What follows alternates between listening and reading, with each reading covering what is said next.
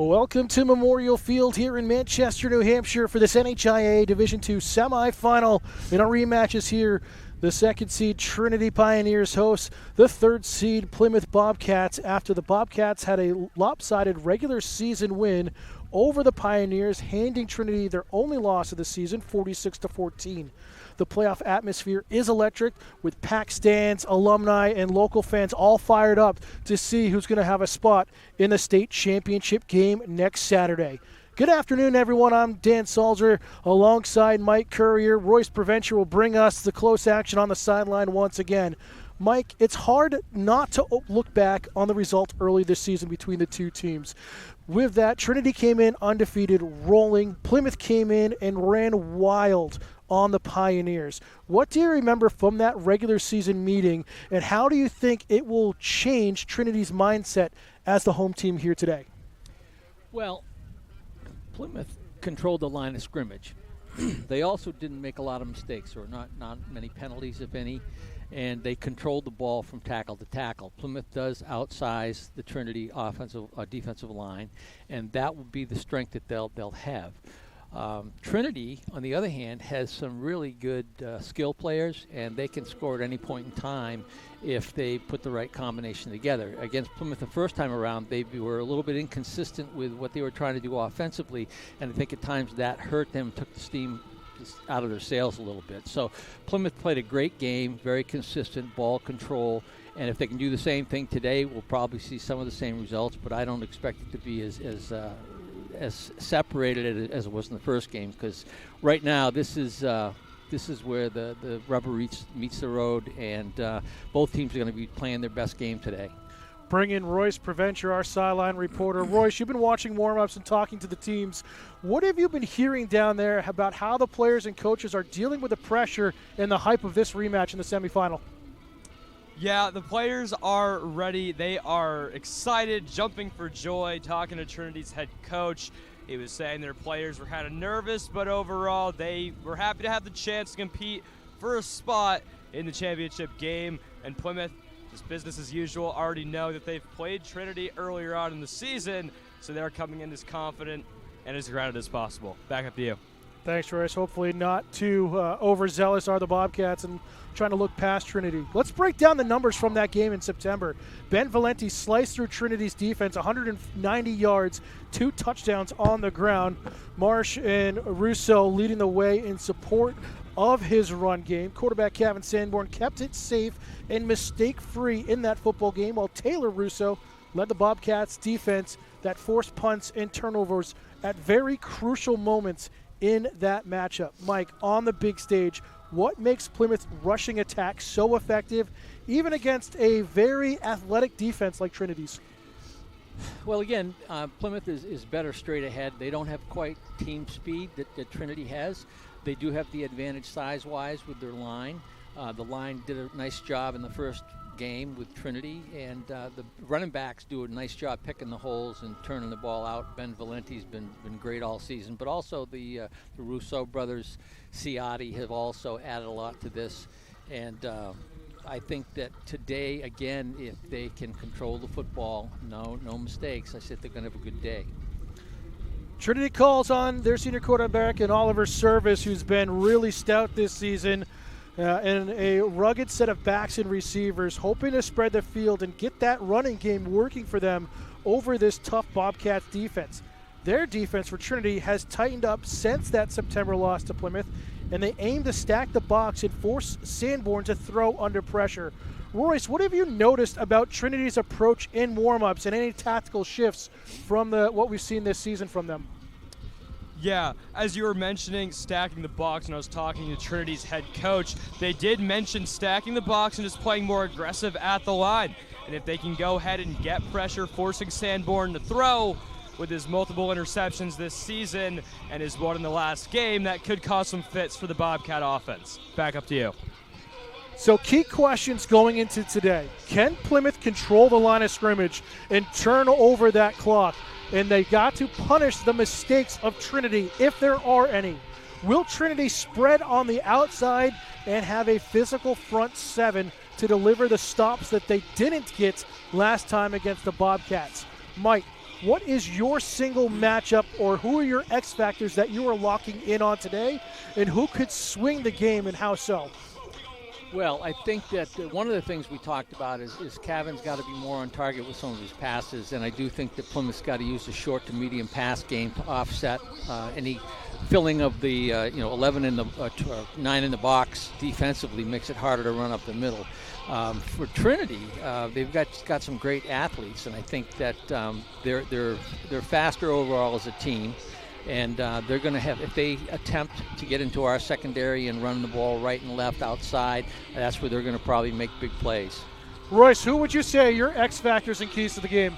I got to say it has to be the quarterback for Trinity. Watching him play in warm-ups, he was connecting good on speed outs and on those deep routes. He was connecting fairly well, and balls over the middle, they were on the money. So for the Bobcats secondary, wouldn't be surprised if they're tested a lot here today. These teams have thrived all season long, but today it's all about who delivers when the tension is highest. Both teams have strong programs and a lot to look out for. Trinity is out for redemption. Plymouth is aiming to prove September was not a fluke. Settle in, New Hampshire. The NHIAA Division II semifinal football game, Trinity and Plymouth, a rematch built for November drama. Mike Royce and I are here for every snap. We'll be back in just a moment as we get ready for the coin toss, national anthem, and kickoff here on Pemmy Baker TV. Welcome back, fans, here on Pemmy Baker TV. As we get set for the coin toss, captains making their way out to midfield. And you know what? Why not? Mike, what's your prediction for the coin toss? Well, again, if Plymouth gets it, they'll take the ball, I think.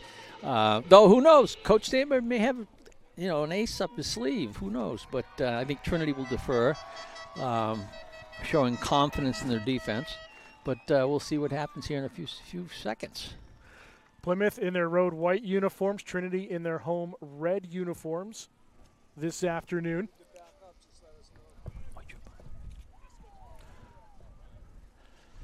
Captain's getting a look at the coin from our head referee. Plymouth calling it as a visiting team.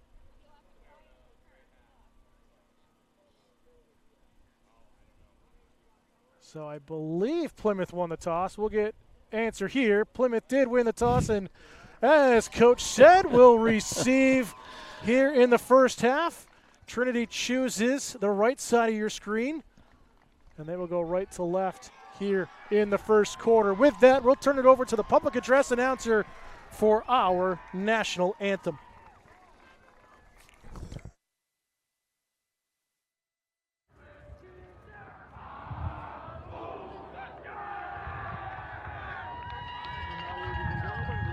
Please rise and remove your hats for the playing of our national anthem.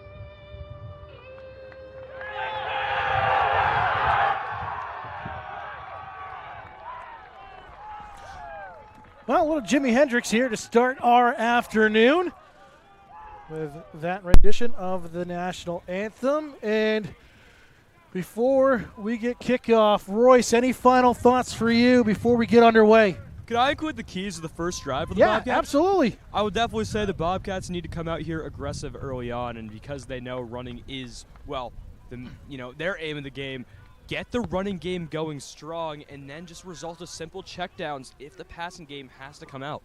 If the Bobcats can do that, I think they will have a very confident time marching down the field. Back up to you guys. Thank you, Royce. And Mike, it's gut check time. It's what you play for, semifinal. Other game happening at Sauhegan, as we get some popping going on here. Sauhegan taking on Pelham in that 1-4 matchup, also kicking off here at 1 o'clock. But what do you think? Any final thoughts? Not really. I mean, we've kind of beat this thing, I think, pretty good. I think it's pretty clear what both teams have to do. Now it's a matter of execution, which is always the key. You run plays over and over and over again to get better at your execution, and today we'll find out. Whoever executes better and doesn't turn the ball over will probably win the football game. As we are up Great and kickoff. underway, Stone gathers it back in his end zone. He's out at his 5. Gets away from one defender, tries to slip towards the edge, has it across the 20 along the sideline of the Bobcats, and pushed down on a return from nothing into something for the Bobcats to kick off this semifinal. That was a heck of a run. He was able to outrun the first couple tacklers, get around the corner, and start making yardage upfield. Great return on that. So the Bobcats will start at their own 33, 34-yard line.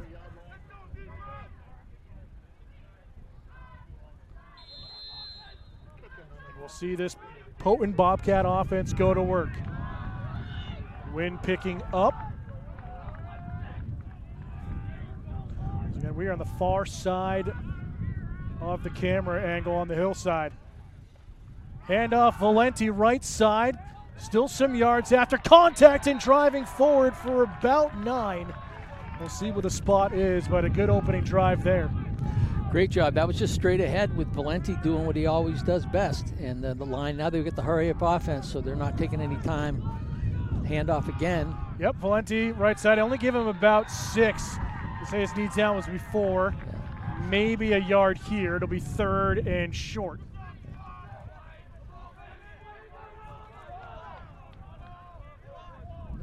Say 3rd and 3.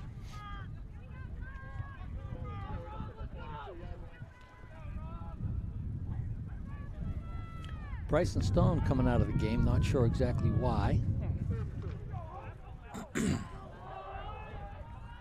A Bargwin lined up wide receiver, bottom of your screen. Actually 3rd and 2 now. Handoff, Valenti turns to the right side, has some running room, 1st down and more across midfield, and the Bobcats are in Trinity territory. You know, the Bobcat running backs and the line, when Valenti goes up there and starts to get stopped, it's kind of almost like a mini tush push, and he picks up another 3 or 4 yards just from that, which is a great way to go.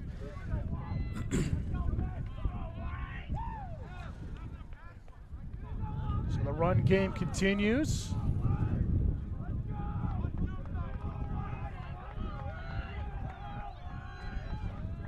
Just over midfield. Sanborn under center. Handoff and a big hit right at the line of scrimmage. Coming up big is Foden there, number 15. Well, he didn't have any blocking from the backfield on that, and was met right at the line of scrimmage. That was Plymouth was overpowered on the left-hand side on that. So no gain, 2nd and 10 here.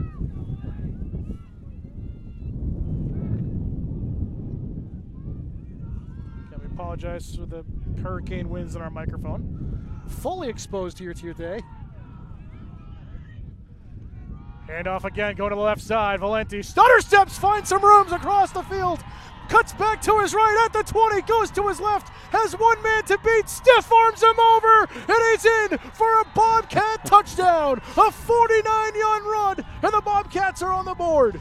That was a heck of a run, a great downfield block. Valenti kept cutting back and forth, and the first time he cut back, he broke open. Then he went to cut back again, and the kid almost came from behind to get him, but he got away from that. He's got great durability and stability with his legs, and it was a great block thrown downfield. And I did not pick up the player that was that made that block, but it was a very great. It was a great run, great effort, and the Bobcats are up.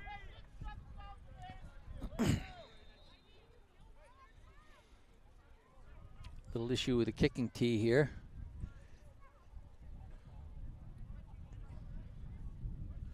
So for the point after attempt, he caps off a 64-yard drive on 6 plays, and the extra point is good, and the Bobcats lead 7-0 here on the opening drive. 9:24 to go in the first, and Royce, going down to you, what was the feeling like on the sideline? I know we're catching you off guard right now, but what was it like hearing the team on the sideline? Yeah, they were very, very hyper. They were up, going, yelling, screaming, and they were just giving him his kudos as he came back. And seeing the cut from our angle over here on far side, it was, wow. I mean, seeing so many movements back and forth, almost made me dizzy, but what a run. Yeah, right in front of you, too. Thank you, Royce. So Stone will now kick off left to right across your screen. And again, Stone hit that extra point, did a great job getting the ball up in the air. He's kicking into the wind there too, but cleared it by plenty of room and just did a nice job. So he's been working on that evidently with someone they brought in, and his kicking has definitely improved in consistency. He's got a great leg and can kick from a long way out if he needs to, and he's been accurate the last 3 or 4 games of the season. So back to receive David Duepo, number 2, and Mouth number 4, to return this kickoff if it goes deep from Bryson Stone. And he does a little chip shot instead to the near side and just fair caught at the 40.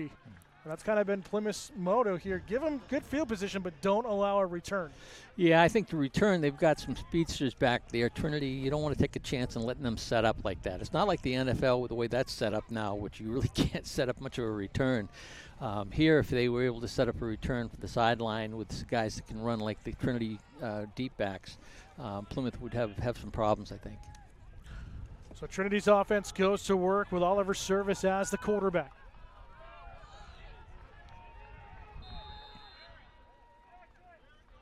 Service dropping back, looking to throw over the middle, and finds his receiver inside Bobcat territory right away. That's number 11, Dominic DeToni.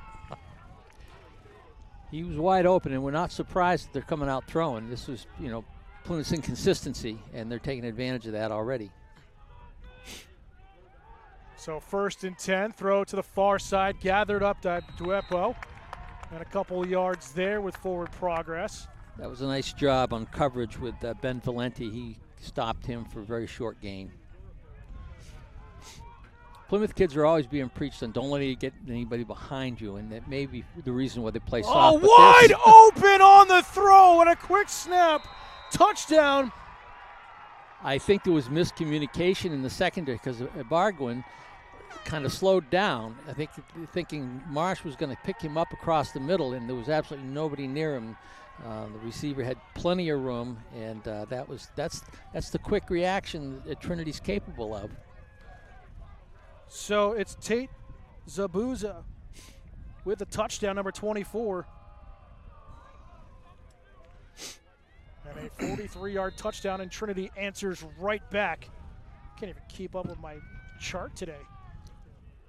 This game's going so quick. Here's the extra point attempt. The kick is up, and it is good. And we're knotted at 7, so both opening drives are successful for both teams. 8:24, and we got fireworks right off the bat, Mike. Well, and both those scores were big plays. I mean, Ben had to work a lot harder, I think, on it than Trinity did on that. But Plymouth's going to grind up the clock. But when you got a team like Trinity that can come back that quickly, you're wearing yourself down a little bit, and they're not. Well, hope you're all buckled in at home.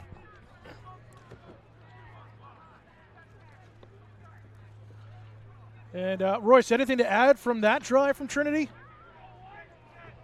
Fans were doing their own version of the Tomahawk Chop, made popular by the Kansas City Chiefs and Florida State. But just a nice throw and just nice connection. And as I mentioned in warm-ups, quarterback being accurate on deep balls. Back up to you. So waiting for the proper football to be brought in. Connor Bishop kicking off here. I think the difference that defensively Plymouth needs to try, and I'm sure that Coach Lamb is fully aware and ready to do it, but you've got to put pressure on that quarterback. And being back in that set position, he's got time to let his receivers get down the field. Stone at his own 6, waiting for some blockers. A big block out in front by Russo and clocked a Trinity player. Stone out near the 25. It looked like they tried to set up a return on Plymouth's left-hand side, but the wall was too far out towards the sideline, and they've got to start that a little more in and to allow him room to get around the corner, but that did not happen that time.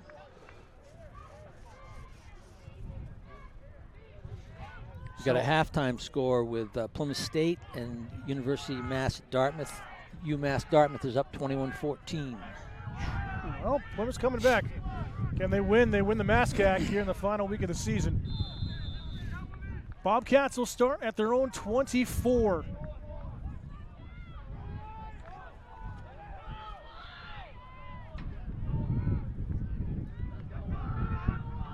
Trinity bringing the pressure to the line of scrimmage.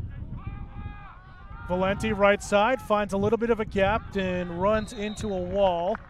That was player number 32. We don't have him on our roster, the official roster with the NHIAA.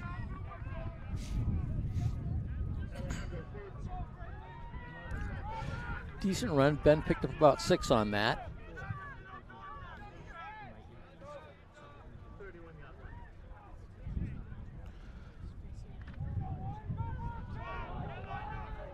Line up same way with a Bargman on the right-hand side. Handoff, Valenti gets some blockers out in front, turns the edge on the right side, across the 45 and tackled at midfield. A big run for Plymouth. And again, Trinity's got 8 or 9 in the box, and that means within 3 yards of the line of scrimmage, basically. And what they're doing there is they're trying to fill the gaps from tackle to tackle, and Valenti just bumped that thing outside, and there was nobody there to stop him. So 1st and 10 right at midfield. Both teams have been very successful moving the ball here in the first quarter. 7:40 to go. Going to the left side. Valenti runs into a teammate. Little miscommunication, ran into Cooper Legacy. Only a gain of about a yard. Well, Cooper had his defender, Connor Bishop, on skates. He was pushing him out. The cut was to be up instead of trying to go outside. But, you know, it's different when you're down there carrying the ball than it is up here watching it. So did the best they could. But you might want to consider that coming out. I'm sure the scouts up in the box have seen that. 2nd and 9. This is Russo across the 45. Gets a couple of extra yards, about 7 on the carry. That was a nice quick count, too. They went right on, I don't know if it was first sound or first on the hut, but that was a quick hit, straight ahead, which is what you need to do, especially when you're bigger than the other guy, and that was a nice pickup. I've resulted to standing up already, Coach. 6:30 okay. and counting, first quarter. As long as you're blocking the win from me, I'm good. You do whatever you want. What are you saying, Coach? What are you saying? Well, it's a skinny tree, but you know. Hey, I'll take it. Quick handoff here, and nowhere for Plymouth to run, but forward progress with some extra effort. Again, coming in to make the contact, and Alejandro Foden. Yeah, and they ran that backside, and the backside had caved in Plymouth's backside, so they kind of put a stop to that. But we're looking at 4th down and about 1 or a little bit less. Yep, 4th and 1 here. Okay, we do have the light pole right at midfield obscuring our view a little bit here on this side of the field. Not for you folks at home watching with our camera on top of the press box. I'm not going to make a prediction because I've got one in mind, but we'll see afterwards if I'm correct or not. And this could be a time for a nice hard count, too, pulling offside. We'll go to the right side. Valenti trips, and he's stopped short. They're going to see where the forward progress is. Yeah. It is close. I think forward progress, he's close. He did kind of stumble himself, and that was not the play that I was thinking they were going to do, but it is going to be a turnover on downs. Okay. Yeah. Well, this is the kind of thing when either team stops the other team, Plymouth can stop them and then go on their churn downfield with the old ground chuck. But Trinity now with the ball back could score in 2 plays quickly, and now you're up 14-7, and Plymouth's got to play catch up. So Trinity will start here at their only 41. Ball on the snap. Service going to take off and run. Spin move. Flag comes in the backfield, though. This could be a hold on Trinity. And if you notice, they're twins to the left, twins to the right. The quarterback is back there by himself. So, he's either going to throw the football or he's going to run. Number 11 did come in motion, but he was not really in the play. That's Dominic Datone. And it is a hold on the offense.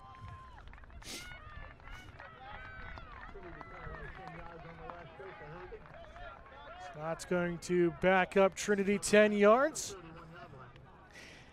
And again, I'm not sure why they decided they want to start running the ball after they'd thrown the ball successfully the first series. Well, that's what we saw. We talked about it in the game up at Plymouth in the regular season. They kind of went away from their game plan. Yeah, absolutely. Now he's got trips to the right with a man in motion. He's got doubles on the backside. Pump fake in the flat, going to go over the top. Big throw intended for Bishop, and it's out of his reach.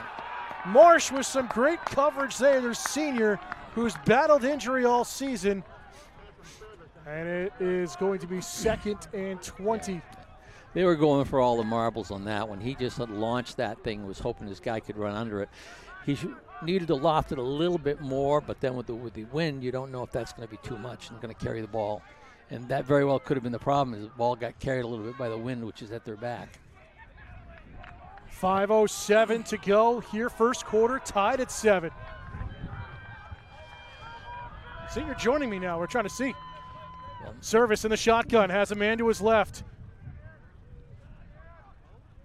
Twins left, Plymouth nearly caught.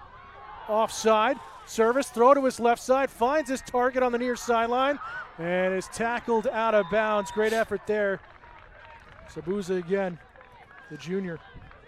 Part of the issue with our setup here is there's a very, very big light tower right in front of us, so we've got about a 5-yard blind spot, yeah, at least from my seat. You can see us on your screen right now on the back side of the hill. So hello to all of you watching at home. So glad you could tune in here on Pemmy Baker TV. Service, empty backfield. Pressure coming from his left side of the weak. Throw over, and that's nearly intercepted.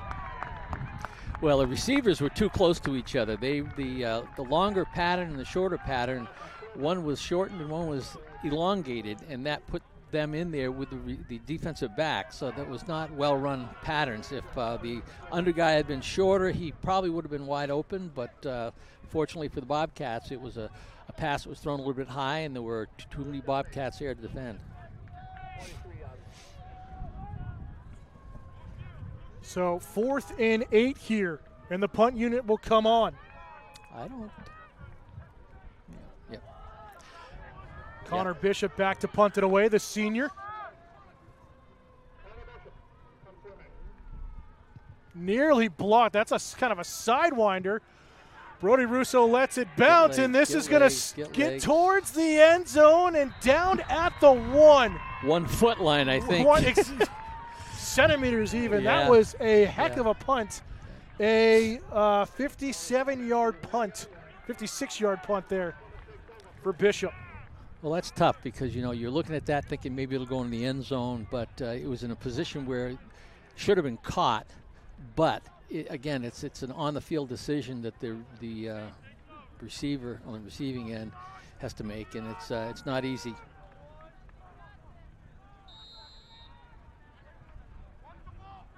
So we'll get to Royce after this play. See if Plymouth can get some breathing room on their own goal line. Well, and the boys have got to hang on to the football here. Yes. Quarterback keeper expected from Sanborn, and why not move the entire rugby scrum forward for 9. Isn't this the Philadelphia Eagles I'm Yeah. looking at out there? They just kind of pushed that ball about 8 yards down the field. Royce, what was the atmosphere like on Plymouth sidelines after that turnover on downs? Oh, And give There we it go. back into Kevin Sanborn's hands, so they'll be looking forward to another successful drive. But again, pay attention to Trinity's quarterback on those quick little throws, very accurate. So those could be coming into huge factors soon. Back to you. thanks, Royce. Sorry, I had the microphone cut off on you still when I sent it down to you. Not intentional, I promise. Some breathing room for the Bobcats. 2nd and 8, or 2nd and 2, sorry, after an 8-yard run. Right side, Valenti breaks free. Tries to cut back upfield and beats Service. Gets out to the 35, and a flag comes in late after the play. So some frustration as well. Yeah, it could be on Trinity. It doesn't look like it's a hold because he was all the way downfield, but a great run. Bounced that thing outside. And it's too many feet. I didn't see, but It might have been a sideline infraction. I'm looking at the double wings there, and I'm thinking it might be a sideline infraction, which would be, I believe, would be 5 yards. but they didn't add any more yardage. They left it at the 35. Okay. So maybe they picked it up. May have been a first warning. Okay. They usually do the will flag. warn. Yeah. Yeah. Throw the flag for it. Okay. 3 minutes to go, first quarter. Still tied at 7. Both teams scored on their opening drives and nothing yet since then. Quarterback keeper. Why not? Sanborn going to do it himself, and will rush for a Bobcat first down. Out to the 40. Or correction, second. I'm looking at the wrong sticks. I'm not used to being this close to the field, Mike. I know. This is great, actually. I love it. It's high enough to see over the players in front of us, and it's low enough to be a little bit out of the wind. A little bit. We're still on a hilltop here. Sorry. 2nd and 6 here at the 39. Now, we can't all be on our game. Yeah, it's great we've got the cold weather, but it's even better that we've got all the wind, too. Yeah, I know, right? Really gets you to the core. That's the thing. You talk about your team, we're not just slow. Bobcats to the line of scrimmage. Stone, the wide receiver, top of your screen. Bobcats going left to right across your screen. Handoff, and Dom Ciotti charging forward. He'll be a couple yards short of the sticks. It'll be 3rd and 2. Pretty good fake on that because a couple guys went after Rousseau, bumping to the outside. They tripped him up, but he didn't have the ball, so it worked out very well. And a good fake is like a block. I mean, if you can get a defender to stop in his tracks and make a choice, it's too late by then. So nice job by the quarterback on that.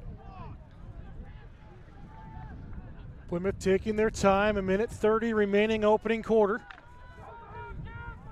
Great field, great crowd here at Trinity High School, Manchester, New Hampshire. Legacy in motion, handoff, Russo trying to find an angle, still on his feet, but it's going to be just shy of the sticks by a yard. Almost made it after yards after contact. Well, we're looking 4th and 1 here. If you're going to kick, you're kicking into the kind of a crosswind that's blowing in your face. But it looks to me as if they're going to go for it. Yeah, you can't give Trinity too much space to work with, and you'd be kicking into the wind.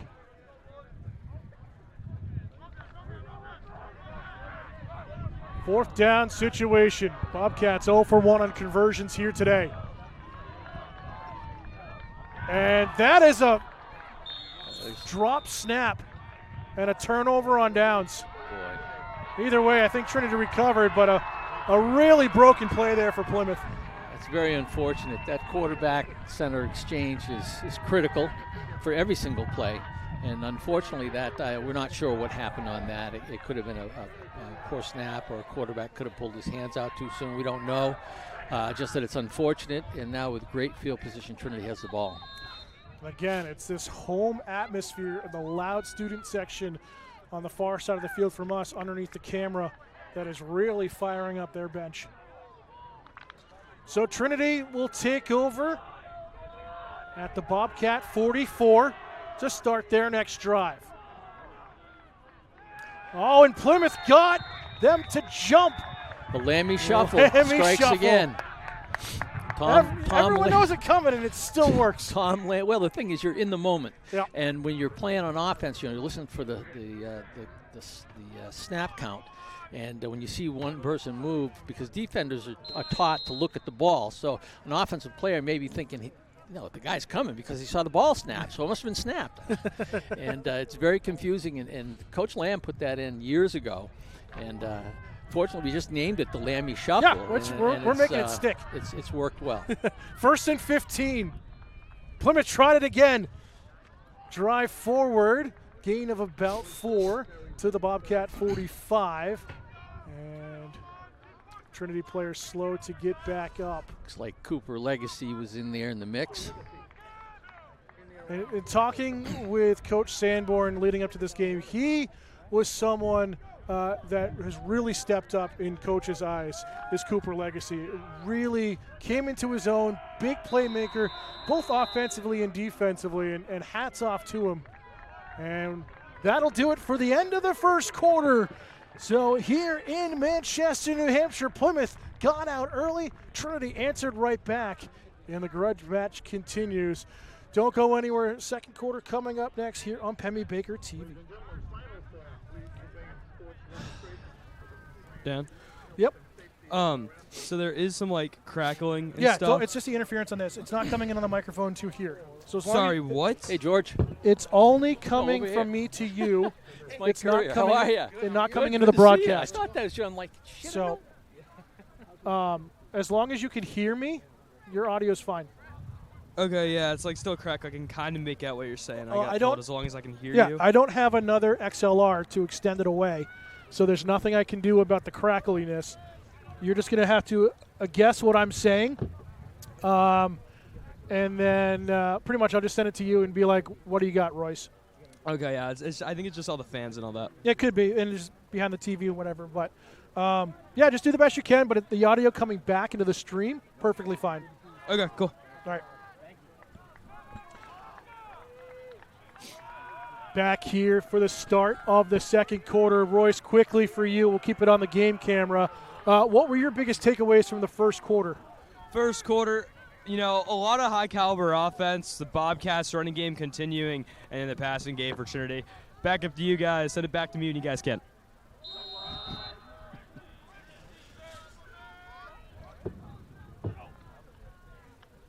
Service. Trying to play a little fake end around here for Trinity. And the big gain. And a flag comes in late for a hit out of bounds. Well, that would be the speed sweep, which he got that corner. Nobody shifted with that and got around the corner. Now, what Trinity's doing is they've got a man in the backfield with the quarterback, and they're motioning a man in. So I wouldn't be surprised if we saw option come out of this as well, because it's being perfectly set up the way they're running things. You get a guy in motion, comes across, becomes a lead blocker, quarterback goes to the right or left with a tailback, and then he can either keep it and cut it up or he can pitch it. So I wouldn't be surprised if we see that play. So it is against Plymouth for that hit out of bounds.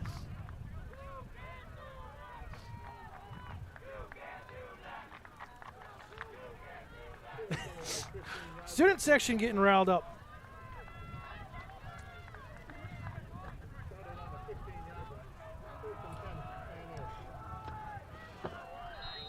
So it's placed at the 15. Service under center.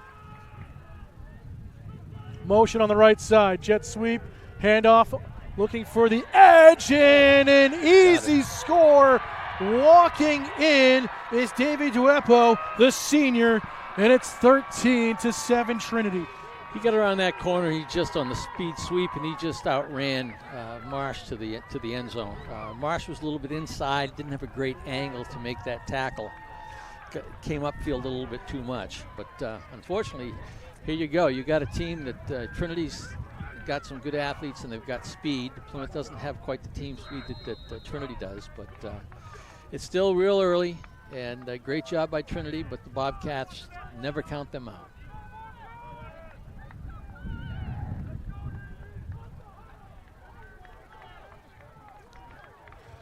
Here for the extra point attempt.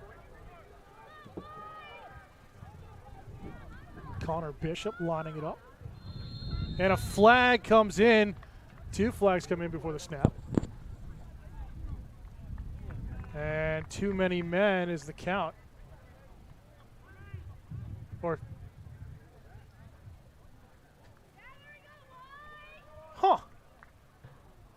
Trinity kind of like, why is there too many men when there wasn't? But I guess it's going to stick, and they'll back him up.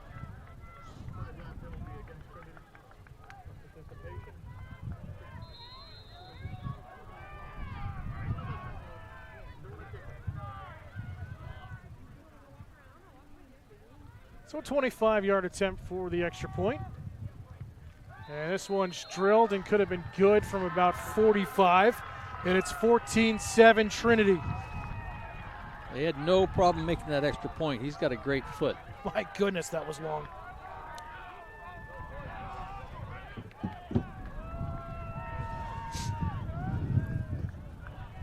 Well, we talked about turnovers. You know, the fumble on that was led to that touchdown, the beginning of it, and you just can't turn the ball over, and you can't have penalties.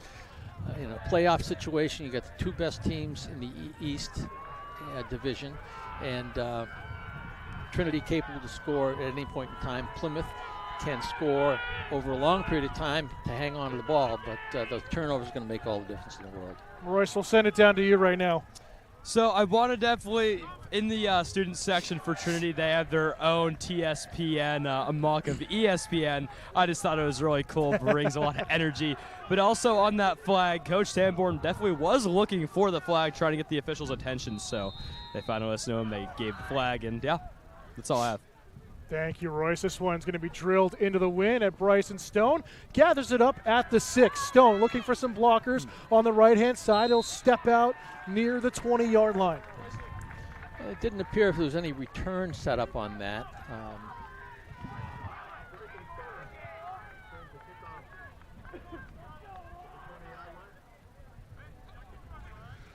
Well, here we go. We'll put it at the 20.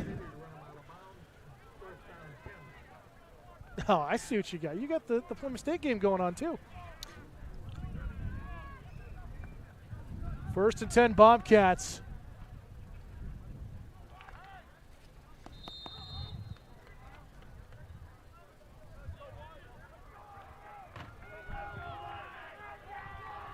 Sanborn under center. Motion here with Marsh. Handoff up on the dive play. And good yardage there for Ben Valenti once again.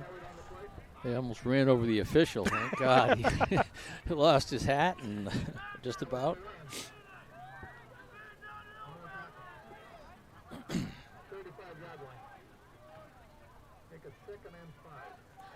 So they'll give him, looks like 6 on the carry, 2nd and 4.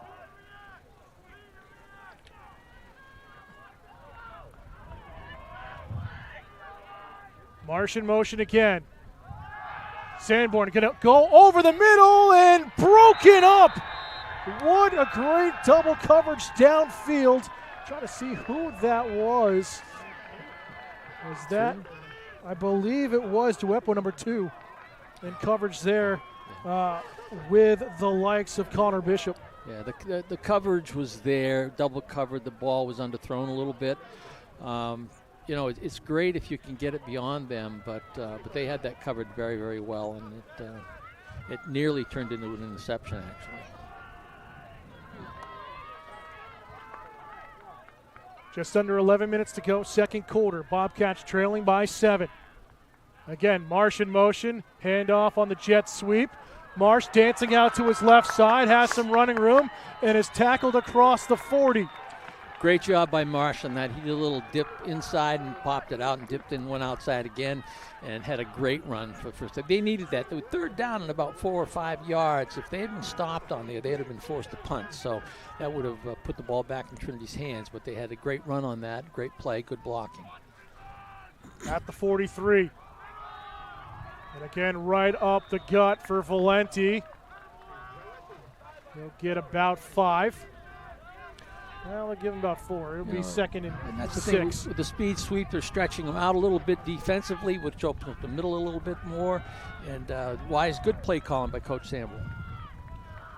Plymouth working quicker here. High tempo to the game. Sanborn out to the near side, and again, that could have gone to the house. Nearly intercepted by Tate Zabuza, who had the early big touchdown. Oh, Plymouth flirting with danger on the pass game. Well, you know, on the sideline passes, you've got to get your back and get your feet set and get rid of the ball quickly. He was open early on, and it just took a little bit too long to develop. And that's always the kiss of death when an out pass is thrown, when the quarterback hasn't gotten to get rid of the ball.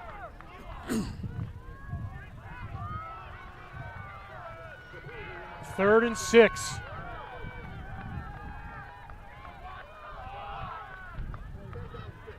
Ciotti in the backfield. Handoff, jet sweep. Brody Russo runs into a wall once again. It's number 32. We don't have a name for him, but he has been everywhere defensively.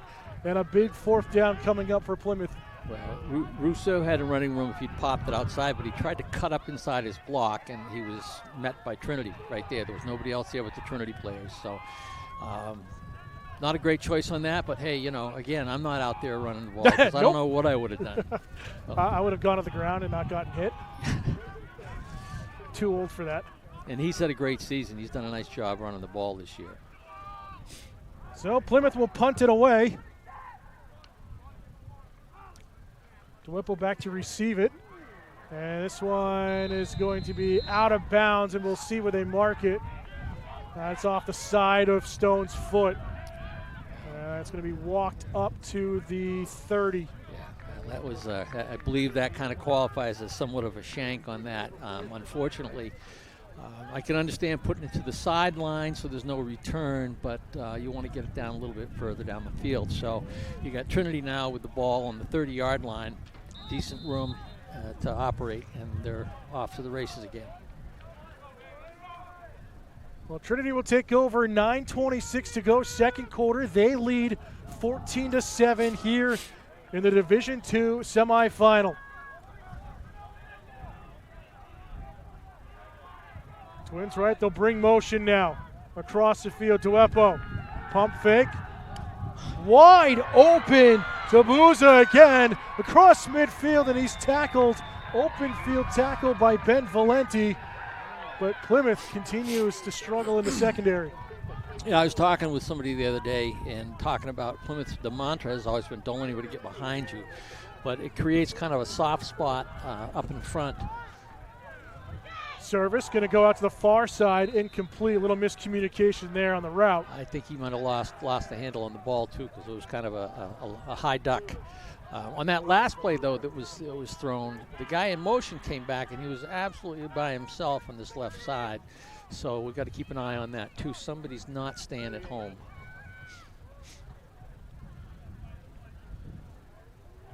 Cooper Mack getting upfield just in time. Trinity breaks the huddle. The Pioneers looking to add to their lead just over midfield. Handoff Bishop, who wraps back around after coming in motion, gets a couple on the carry. It'll be third and about 8. Yeah, Plymouth did a nice job taking. That was a misdirection with Bishop coming back. Bishop's a very good athlete. They did a great play stopping him and holding 2 yards on that.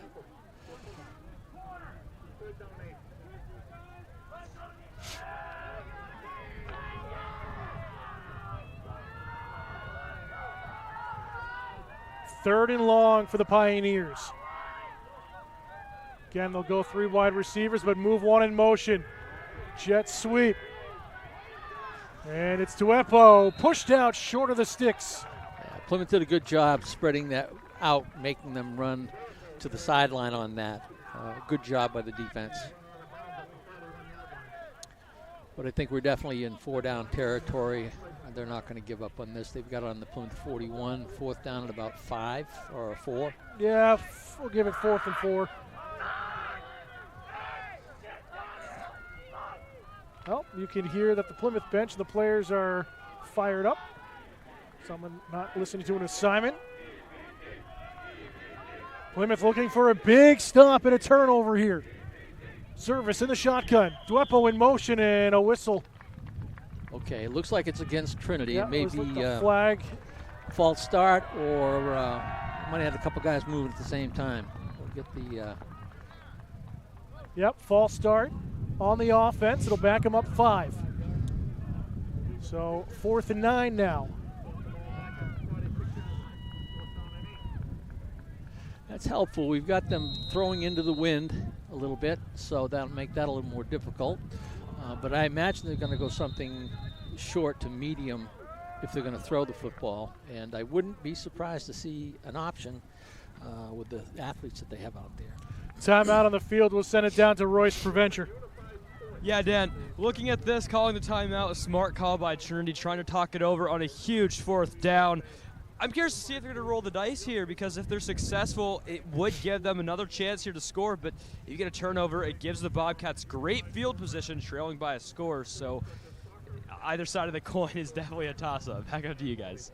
And with that, I mean, if you get that first down, Coach, you're looking at Trinity with all the momentum on their side at the moment.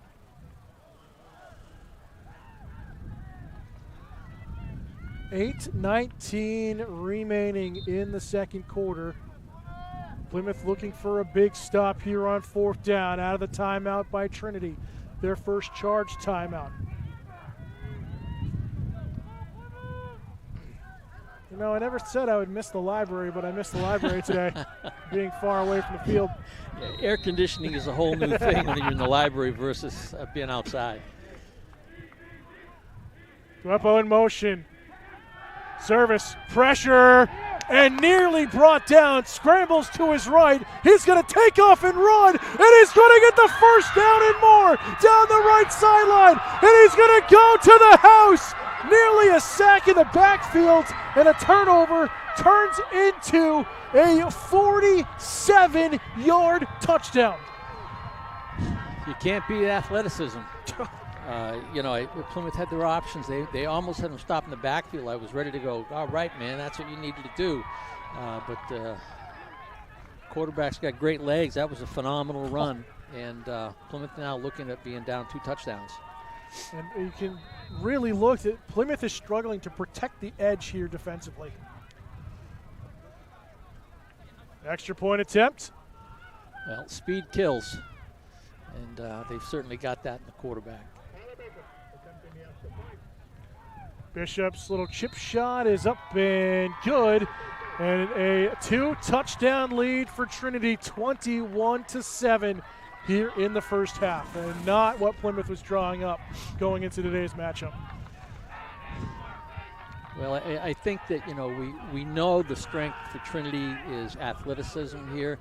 They've definitely got speed, and you know, they may not be as big as Plymouth on the line of scrimmage, but they're certainly able to run and take advantage of Plymouth's inconsistency in the secondary as well. So we knew that they weren't going to come back. It's hard to beat a team twice in one season. Not saying that Plymouth can't come back, because this game is far from over. But Trinity is a tough team. It's a home crowd for them. They've got some good athletes, and you know, Plymouth made a couple mistakes, the turnover with the fumble, but Plymouth's still in it, and wouldn't be surprised to see them get the ball and move down the field down.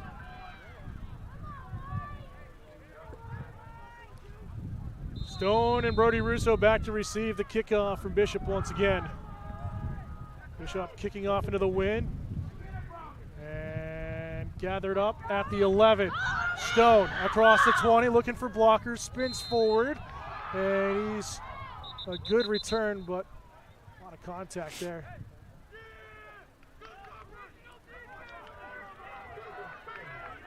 So with that, Plymouth at their own 30. So it kind of feels like Plymouth really needs to get that 2-dimension of a game going. They've got to get the pass game open to open up this offense. Well, and when you're a running offense, you know, you playing catch-up is that much harder, because it takes more time to move the ball down the field. So you got to definitely mix it up. But Coach Sanborn's been here many times. He knows what he's doing. Quarterback keeper, Sanborn wasn't hit for about 7 yards. Caught everybody off balance. And the keeper goes for 8, 2nd and 2. And 2nd and 2 is not a bad time to maybe throw a little something in there, because you've got a couple downs now to make that yardage.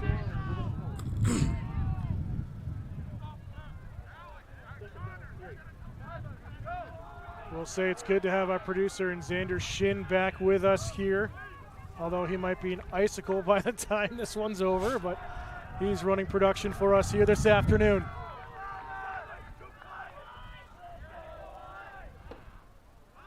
Legacy in motion, handoff on the sweep, nearly slips, keeps his hand to keep his balance and gets forward, and it should be enough.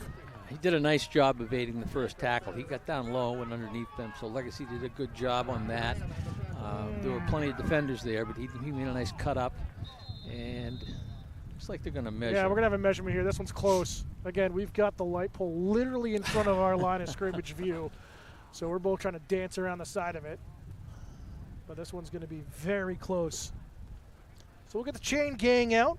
We got an update coach from Plymouth State on the road at UMass Dartmouth. We do. I'm waiting for the bottom of the screen to open up. Yeah, it's still UMass 21, Plymouth 14. They're in the third quarter. Plymouth State trying to win the MASCAC for the first time since 2017. When I had the chance to, when I was working at Plymouth State and go to that Brockport NCAA game. We're going to glance over the outcome of that game, but great to see Coach Gastonia and the Bobcats get back to the NCAA tournament. Panthers. That's what I meant. God, see, this is the first time I've done it the other way. It used to be always me. I would call the Bobcats the Panthers because I've been doing so many games. You know, my brain's frozen. That's okay. That's all right. We'll go with it. So 3rd and an inch.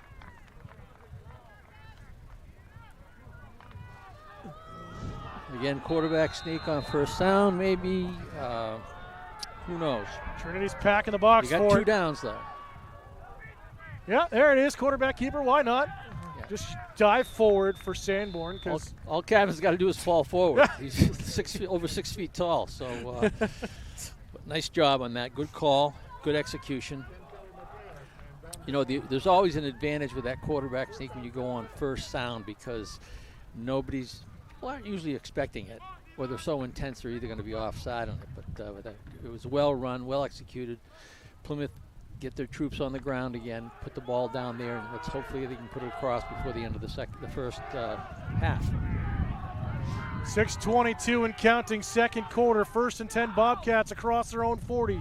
Marsh looking for some running room, cuts upfield, gets hit across the 45 and dives forward for about 5 or 6 yards. Yeah, he couldn't quite pop it outside where he would have picked up more, but he really didn't have the room to do that, and did a nice job getting what he got out of it. Plymouth would really love to get a score here before half and make it reasonable. Not that 14 points isn't reasonable, but it's a semifinal game. Every point, every score is such a struggle to get. Well, Plymouth's in the shotgun with doubles to the right and to the left, with single back. And Valenti finds a gap and a first down and more across midfield and inside Trinity territory. That formation does a nice job because you've got doubles to the right, doubles to the left. It spreads out that defensive secondary a little bit, and when you get a guy like Valenti who can get up through the line of scrimmage with his size and speed and shiftiness, it was ideal for him to make the gain that he made. It was a good play call and a nice execution.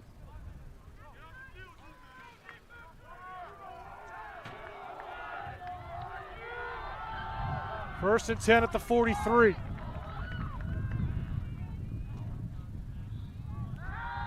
Sanborn looking for Marsh, takes the hit. Kind of a broken option play there. Well, I think that was a play. I think he made the fake to Valenti and then came right looking to pass. They had a short man and he underthrew the ball. He got pressure, significant pressure there from the Trinity backers. So unfortunately, incomplete pass, and we're looking at 2nd and 10.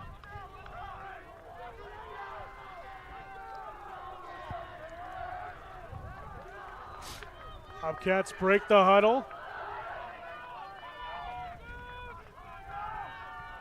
Legacy at the bottom of your screen, 2 wide receivers at the top. Handoff Valenti. He'll get about 6. Under 5 to go. And we'll give him 5 yards. Well, now they'll give him 6. There's a spot. 3rd and 4.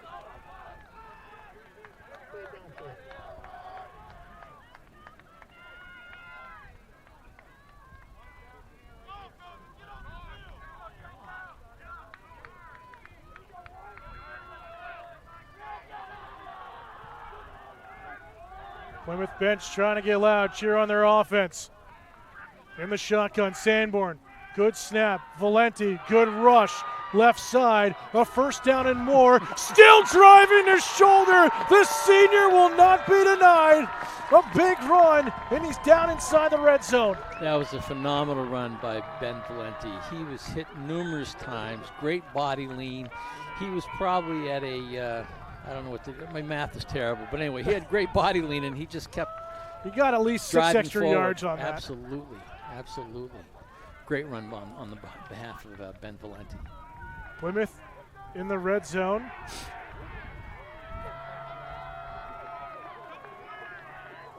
The Bargwin wide receiver, top of your screen. Marsh in motion, quarterback keeper. Sanborn going to get a couple of yards on the keeper. We're looking at 3.5 minutes left in the first half. Plymouth driving. They're down on the inside 15-yard line, and we're looking at second down at about 6. Wayne picking up, but it is in the back of Plymouth here.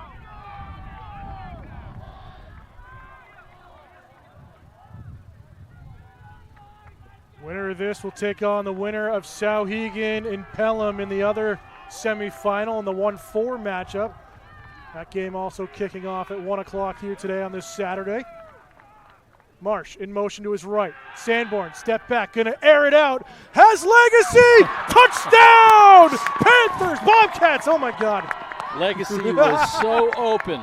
What a great job. And that's that medium passing game. You get down into the territory inside the 20 in the red zone in there, and it's tough. You don't give up the ground very easily, but Legacy ran a nice pattern into the flat, and Sanborn threw a beautiful pass, lofting it to him. Wide open, and Bobcats are back. Bobcats getting the answer they need. They were looking to pull within 1 score now. Cooper Legacy, I believe that's his 9th or 10th touchdown this season. This one is going to make its way into the parking lot and good. And it's a 21-14 score line with 2:52 to go. Well, I think, you're seeing both teams really, other than the turnover Plymouth made, which kind of gave an opportunity to Trinity. We're watching a pretty darn good game here, and there haven't been very many mistakes, but the ones that have happened have been the difference in the game. And Plymouth certainly is not a team that you want to go to sleep on, because they'll come back and get you.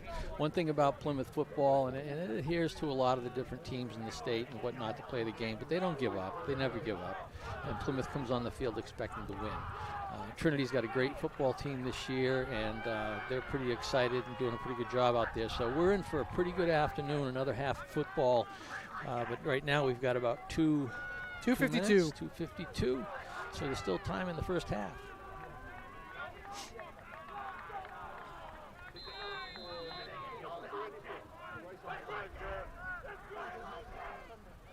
Stone, little short kickoff here, and it will be out of bounds. And that's been an issue for Plymouth this season on special teams. The kickoff's out of bounds. Well, I understand what he's doing. He doesn't want to return, and I totally agree with that. It would be nice to see that ball maybe in the middle, not to the middle of the field, but at least towards the hash, just so it doesn't go out of bounds and they don't get a preferable spot. We'll bring Royce Preventure back into the broadcast. Yeah, the section just kind of getting hype on the side of the Plymouth Bobcats sideline, just kind of rallying around them, just telling them to lock in and keeping the confidence up. So the Bobcats are looking to continue here, the momentum, and get a huge defensive stop and maybe attempt a field goal or something like that before the half. Bobbled on the snap, and oh my goodness, Zabuza making the bobbled catch in with contact. Was that but right behind me? There was right behind you, but there's a flag on the play. Laundry on the field, as they would say. Yeah, laundry on the field, on the backfield. It's going to be on Trinity, but oh, what a catch, though. Well, you know, part of the problem with going into the prevent defense is you give a lot of, you have a lot of room for completion. And the thing about Trinity is they've got some skilled athletes that can put yardage on after the catch, and that's where Plymouth may run into trouble. You can't. I mean, they did have a play on with that defense, put pressure on them, which was great, forced them into a hold. But Plymouth's got to watch out for giving that quarterback too much time to throw that 20-25 yard pass that could turn into 6 points. Well, it'll be 1st and 20 coming up after the holding penalty on Trinity. That's a lucky break for the Bobcats. Trinity now at their own 25-yard line.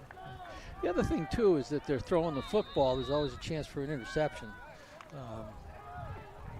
Chuck Linehan just say there's 6 things that go wrong if you're throwing the football. But good old Chuck Linehan. 2:37. Service with the keeper. Trying to get through. Nowhere to go. Good stop there coming from Hussein Osarian and Eli Bargwin. Nice job defensively for Plymouth.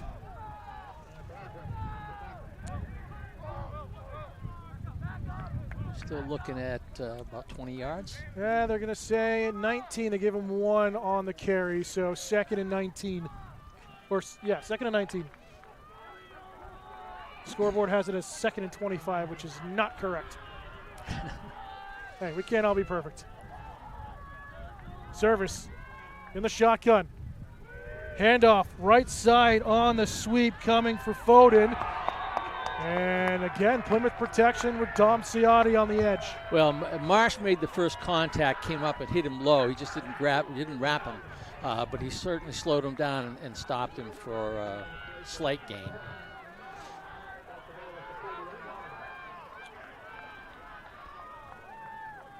So 3rd and 14.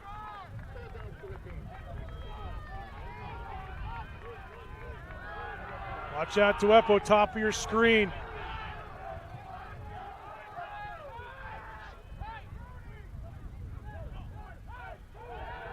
Service dropping back and a throw over. Finds his receiver there in Connor Bishop. And a big, was that a 16-yard reception for a first down? And they watched that pass play develop, and they ran like a double post cross over the middle of the field at about 10 to 15 yards, and he was open by about 4 or 5 yards when the ball was thrown to him. So, timeout on the field by Trinity. Their second charge timeout. We'll take a timeout as well. 1:03 to go, second quarter. It's Trinity 21, Plymouth 14 here on Penman Baker TV.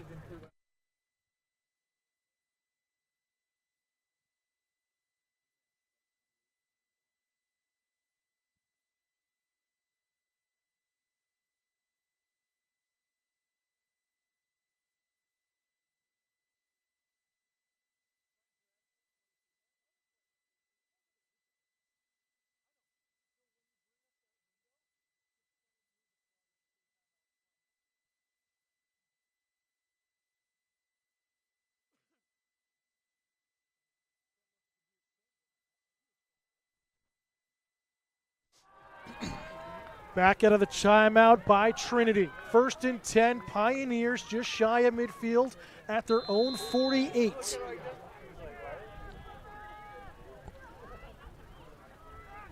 They'll bring motion to Tone. It's throw over to the right side. And another dance. Duepo has some running room and more. And it's another Trinity first down. that was just a fake handoff, stand-up pass to the far side of the field, and the receiver had about 6 or 7 yards of room in between them to juke and move. And again, you know, Trinity kids are pretty athletic, and he moved that up the field pretty nicely. Under a minute to go, clock stop, 56 seconds. It's at the Plymouth 39-yard line. It was a good play call because you got Plymouth playing a little soft, not wanting anybody to get behind them. High snap, service with a rush of his own, nowhere to go.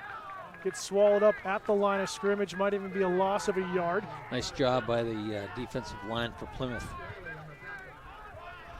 Logan Libby on that one.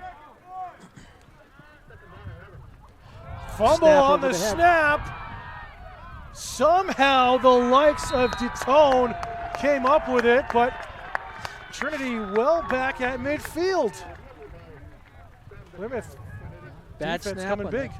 These plays, bad snap, could have been a fumble on that, but it certainly took them back and out of range to a degree. I mean, we're looking at 29 seconds left in the first half, and they've got 48 yards to go to score, so Plymouth's in a pretty good position, and they put good pressure on that one. They have a 3rd and 19? I know it's more than 10.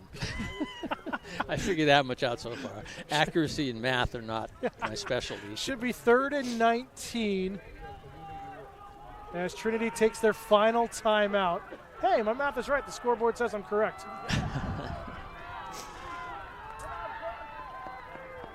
Out of the 30-second timeout.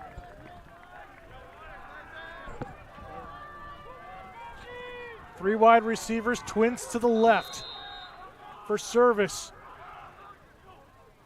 Duepo in motion across. Service throwing, and it's dropped. Gabuza had it in his hands and just dropped it, and it's 4th down. And again, there were Plymouth defenders surrounding him. He caught that ball. I do not believe he was going to have much of a run after the catch. Little confusion here on the defensive side for Plymouth. Trying to get the right personnel out there.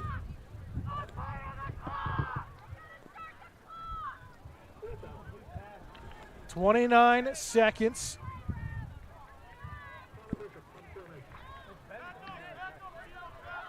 No movement on the clock. There should have been some movement. Yeah, on there that should have been clock. something, but nothing. It's been stopped. Snap back. As the punt coming here. That one's sent to the moon, and it's going to be a very friendly Trinity bounce. And it'll be stopped at about the 15. Marsh, it was a smart play. He got away from that completely. That ball was the hang time on that one was not going to allow for much of a run back. I think he did the smart thing with the wind blowing the way it is to let that one drop. Well, which 13.9 seconds remaining in the half. We'll see if Plymouth decides to just take the knee. But Trinity will get the ball back in the second half to start the 3rd quarter. So we'll see if Plymouth just tries to go to the locker room here, so to speak. But it's been an exciting first half, Mike. You got to say that. Absolutely, absolutely. Both teams have played well. A couple of mistakes here or there, which has made the difference. But we know pretty much going into the game that's what happens. Is you make the mistakes, you end up paying the price, and that's what Trinity has done, and that's really kind of the difference in the game right now. So Sanborn goes back to the sideline to get a call from head coach Chris Sanborn, and Plymouth's going to take a timeout. So are we going for a home run play here? I don't think so. I think with the wind and various stuff like that, I think there were 13 seconds left. You're at 1st down. I think you try to run the ball. Maybe you look at Valenti trying to get outside. If you're going to do anything where you can get a run out of it, I'm not sure we want to put it in the air at this point in time. Send it down to Royce. Royce, what are you hearing on the Plymouth sideline here for this play? They're just trying to, obviously figure out what the play call is going to be, but just a lot of calming the nerves and just trying to stay upbeat and positive despite the 21-14 scoreline. All right, Plymouth out of the timeout.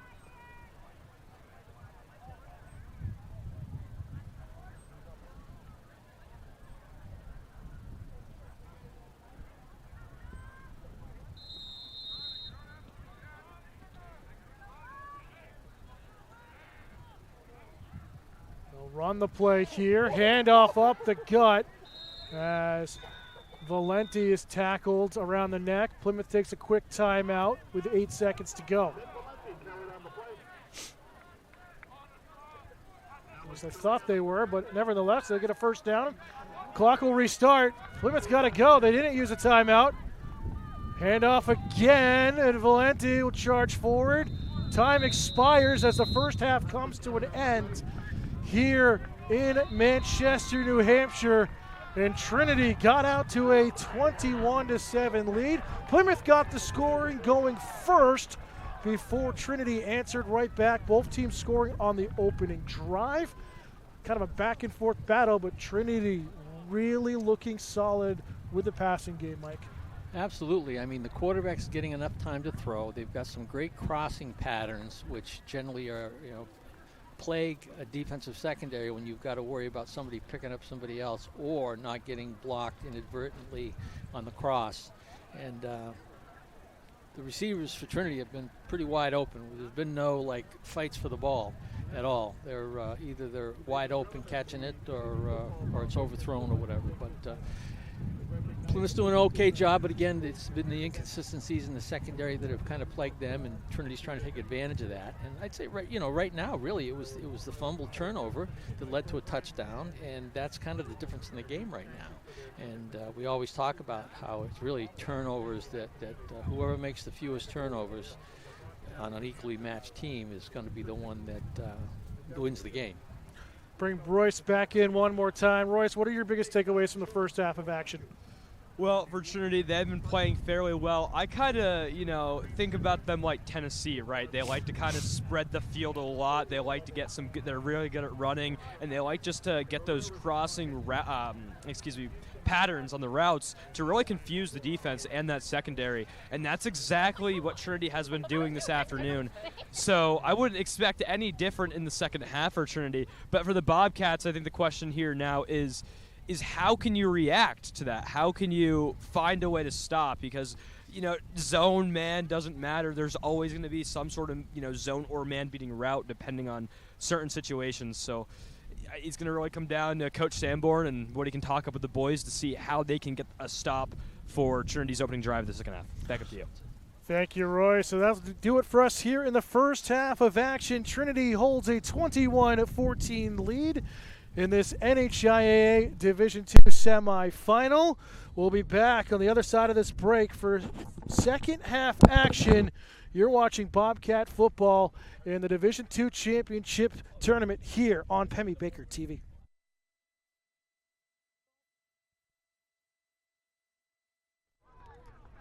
Welcome back, fans, here on Pemmy Baker TV. I'm Dan Salter alongside Mike Courier, Royce Preventer on the sideline. And Coach, second half, Plymouth kicking off, but they need a stop here in this drive. Absolutely. I think that with Trinity, if they're able to take the ball down and score, you're looking at a real momentum shift. They'd be up by 2 touchdowns at that point in time. So Plymouth really needs to make the stop and get the ball and turn the momentum their way. And Plymouth certainly can do it, but they got to make that happen, and they can't allow Trinity to score in this first drive. I had a chance to talk to defensive coordinator Tom Lamb here at halftime, and he's just saying missed assignments on defense, letting their tight end get open in motion, leaving too much space. And he mentioned, some players are going to make plays, and that's exactly what Oliver Service did on that touchdown, what nearly went for a sack and ends up going to the house the other way, 48 yards, or really 56 yards after going back first. And then also talking with Coach Sanborn right before the end of halftime, same thing. Just the defense has got to step up. They're going to do some minor changes to personnel, but kind of get back to the game plan as usual, and we'll see what they can do. Well, we've got a secondary is not very aggressive, and I mean, defensive secondaries have to be aggressive. But again, they're just facing. They get some good skill kids at Trinity, and it's hard. And Plymouth, has always been told you don't let anybody get behind you, so you play a little softer, I think, in that respect. And it shows when you're playing against people that are athletically one-on-one a little bit better than you. Stone, we'll see if he kicks off short once again. Goes to the near side. That one's going to be gathered up by Malith at the 24. And a big collision downfield with the Bargwin, but that's a better job getting it downfield, keeping it inbounds. I think that you can do both and have an advantage on where they take over the ball. Trinity leading by 7. We'll have the opening drive of the half. Royce, anything you have to add going into this second half? Well, Trinity is feeling confident as ever, as obviously they're the 2 seed, and they have a 7-point lead over the Plymouth Bobcats. They're just looking to put their pedal to the metal, I believe the saying is, and just continue to do what they've been doing. Trinity will go trips to the right here. 4 wide receiver, empty backfield. Service, going to throw out to the right. Finds his receiver. And a little bit of a bobble. It's Dominic Tatone, number 11, with the reception. Yeah, that was a low ball to begin with. He stumbled and fell, so they picked up 1, I think, on that. 2nd and 9. Quick snap here. Service throwing out to the left side this time. And finds his receiver. Tackled at about the 39-yard line. And trying to see who that was. That was Zabuza again. Service going to air out to the right. Finds his receiver across the 45. Trinity moving the ball nicely here in the passing game. Quickly, 2nd and 4.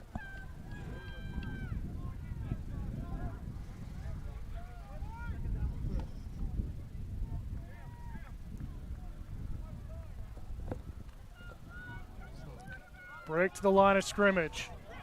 Now at the bottom of your screen, Zabuza in the slot.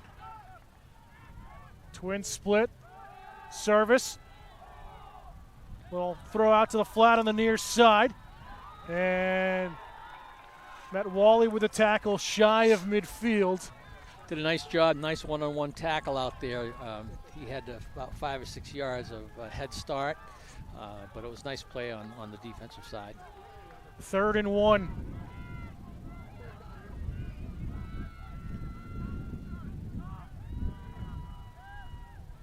Keeper, Service shakes off, nearly hitting the backfield. Now he gets dropped for a loss. Plymouth did a great job covering that. The first contact was made quickly, and it gave everybody time to get over there, and he wasn't going to get out of that. And now we're looking at 4th down. So it makes it 4th and 5. And I wouldn't be surprised if you saw maybe a pass to the flat, something quick. They've been able to complete those all day. Watch Zabuza be the target, number 24. Fumbled on the snap again. Service going to air this one out. Duepo, that one's about 10 yards over his head, and a turnover and downs, and that's the stop Plymouth needed here to start the second half. And I'm looking at Old Glory over there, and it is blowing straight out. So that ball, he got that ball in the air, and it was gone. Nobody had any control over that, so it was way overthrown. But the snap was bobbled, which also gave Plymouth a little bit of time. Plymouth did a good job on that, and Plymouth has done what they needed to do by stopping Trinity on this first set of downs. Now they got to control the ball, take it down, tie the damn game up. Pardon my English. That's all right. And play their game. Short field to work with. Bobcats at the Trinity 44-yard line. 9:31 third quarter. Bobcats trail by 7. Sanborn in the shotgun. Handoff here left side. Valenti finds some running room into the secondary and a gain of 9.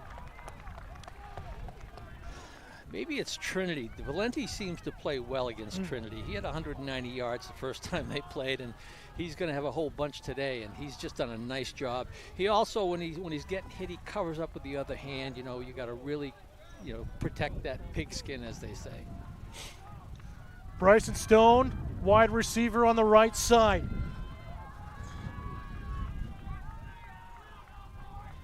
Marsh in motion, quarterback keeper is charging forward. It'll be enough for another first down for Plymouth.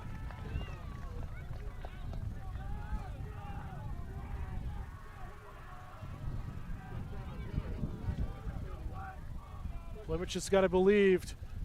Again, Coach Lamb saying that he just needs to settle down. The secondary is getting too antsy, getting too excited, missing some coverages, really trying to keep their focus when they're on the field. Plymouth offense trying to help them out here.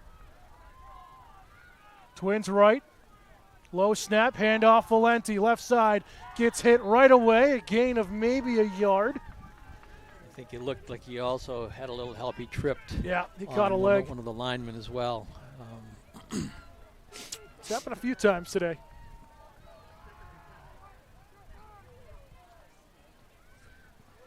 Easier to run on field than flesh. Yeah.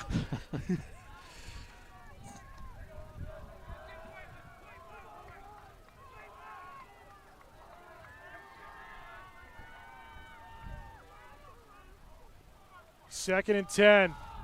Little slow start Valenti's from off to the Valenti races. going to the right, and he will be tackled inside the 10 to the 5. Nearly got it to the house. First and goal. Great run by Ben. He just popped that to the outside and turned on the Jets. They're having a hard time stopping him today, and a lot of teams have in the past of the season, and Ben's having a good day today. I mean, also a little bit of a delay on that run, too, it looked like. First and goal from the 5. Plymouth trying to tie up the ball game. Valenti, the lone in the backfield. Pressure coming in the box. Marsh in motion. Handoff. Valenti charging up the gut. He'll dive and get about 2 or 3 yards.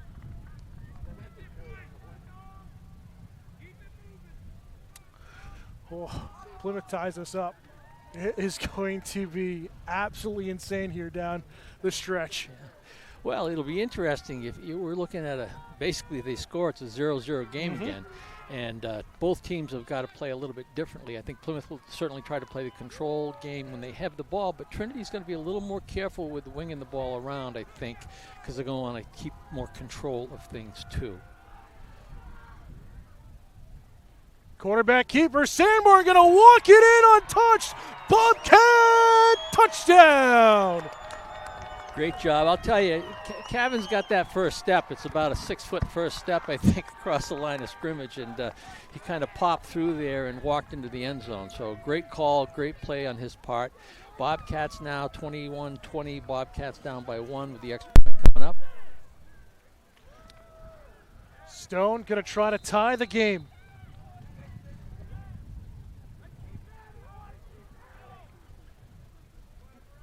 High snap off the edge. Yeah! That one drilled through, and we are tied at 21. All right. Well, the Bobcats have come out and done 2 things that they needed to do. Number 1 was stop Trinity on the kickoff of the second half, which they did nicely. And they turned that into 6 points for themselves by running the ball down the field, controlling the clock. And we've already burned off almost 5.5 minutes in the third quarter, and that's what Plymouth wants to do. Royce, down to you.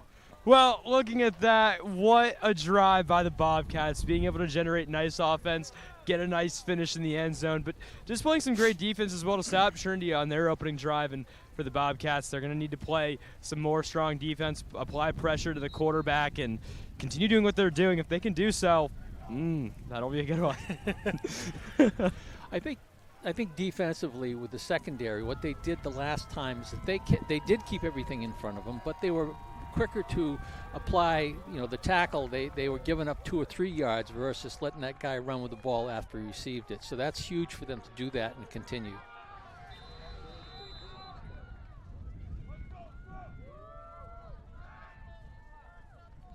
Here's Stone. Gonna send it up the middle. And Duepo trying to dance around and find an angle. Has some running room on the right side. Cuts it all the way back across the field. At the 40 of Plymouth. He fumbles it. Plymouth dives on it. Bobcats think they have it. And they do. Bobcat football.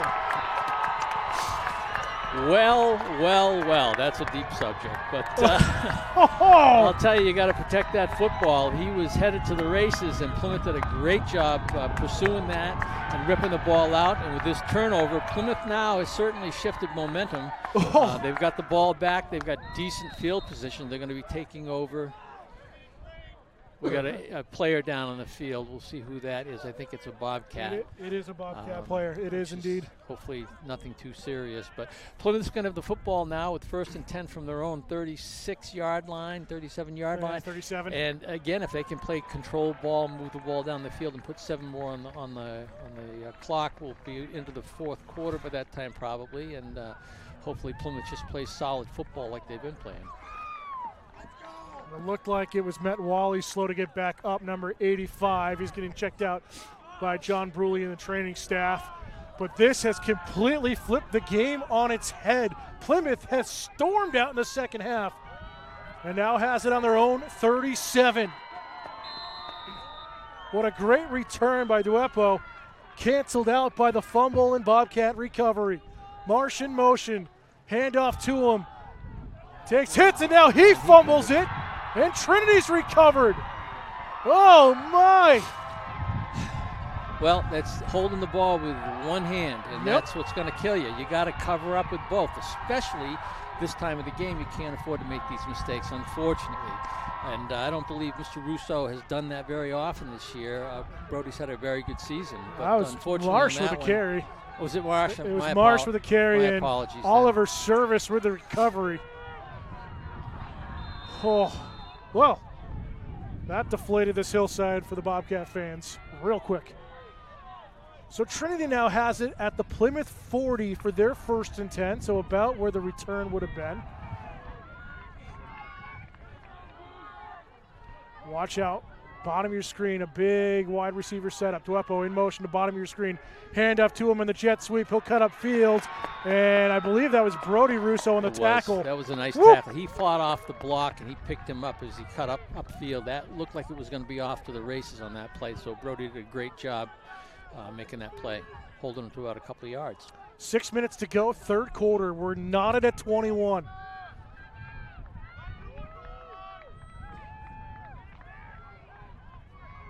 On the line, a trip to the championship game next Saturday at Pinkerton Academy. Service wants motion. He'll drop back to pass. Good pocket protection over the middle. What a reception! Touchdown. Tate Zabuza with the touchdown. Plymouth had a stunt on there, and they put some pressure on. Quarterback just stepped up in the pocket like you're supposed to and laid that out, and a great angle catch on a post pattern that was caught, and just a great play, hard to stop. The ball was put in a place where Plymouth couldn't get to it if they wanted to. The only person that could catch it was the guy that did. Zabuza, 38-yard touchdown reception, his 2nd big touchdown of the game going into this end zone. Well, we're looking at the last 2 scores that Trinity's had have been set up by fumbles. And again, we just know that you can't have those. And whistle flags before the snap. Let's see if this is on Trinity.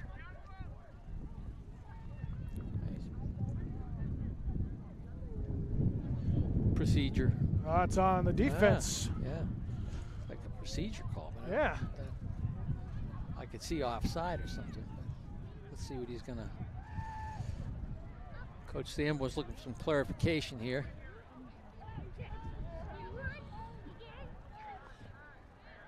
I think Sanborn's trying to clarify things for the official. He looks like he's pointing, and I don't think he's agreeing with the guy. Oh, yeah, that stance right there from Coach, you can't see it on your screen, it's off screen right, is not happy with the call. He's dumbfounded right now. Nevertheless, it's on Plymouth, and now they're going to go for the 2-point conversion, it looks like. Well, I don't know if this is a good idea or not. I guess we're going to find out shortly. Yeah, they're going to go for the 2-point conversion. Yeah. Why not? If you're a yard closer, you're right on the doorstep. Service under center, one in the backfield. Plymouth trying to protect. On the end around on the sweep, and an easy walk in there for Trinity for the 2-point conversion, and they lead it 29-21. Yeah, it's hard to stop that speed sweep when nobody comes across the line of scrimmage, and our corners just sat back instead of coming up. They had a yard and a half from the goal line to where the ball was snapped from, so there's no way in heck you can cover that when you play that deep and don't come across the line of scrimmage. It looked like a Bargwin, who was a late substitution, was trying to keep up but got caught up with some players in the secondary. Nevertheless, just like this, it's 29-21 with 5:31 to go third quarter. Well, it forces Plymouth into scoring twice to win.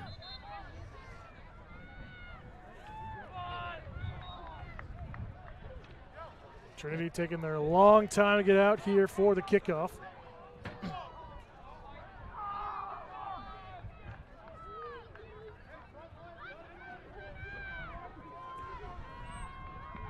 So, we'll see what Connor Bishop can do here with this kick. Yeah, we've still got 17, 18 minutes left in the ball game, which is quite a bit of time. Another quarter after this. We're at 5.5 minutes into the third quarter. And Plymouth needs to just keep their head and play their game, not make mistakes, move the ball down the field. And high end over end. Stone from his 11 fumbles it. Tries to go over to the far side of the field. Gets some blockers. Cuts back up at the 20. Still on his feet at the 25 before he's slammed to the turf. And he'll send it down to Royce Preventure. Yeah, well, I want to say what a throw by Service there on that deep connection for Trinity.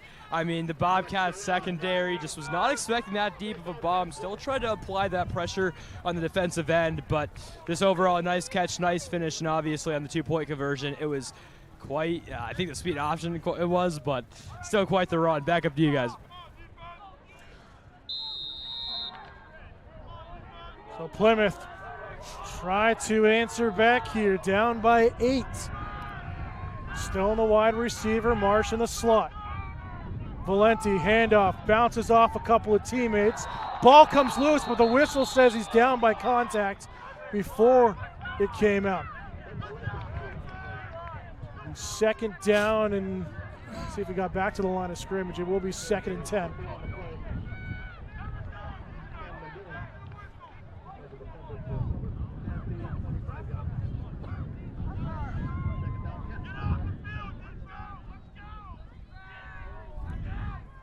So, see what Plymouth can do against this really high energy Pioneers defense. Sanborn will go into the shotgun with Valenti off to his right side.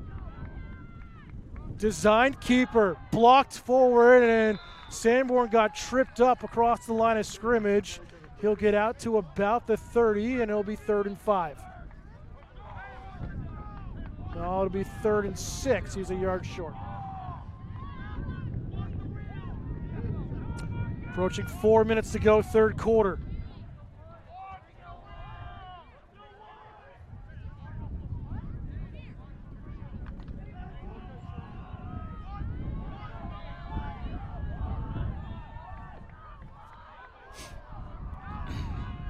They'll send Marsh in motion, handoff, and right up the gut for Valenti. Runs into the referee, still on his feet, and out to the 45.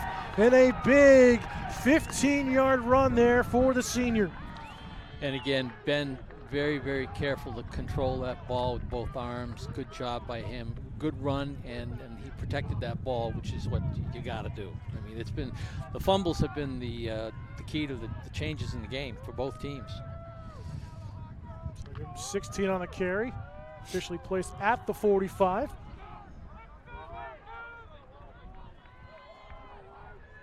Back to that jumbo package. Keeper.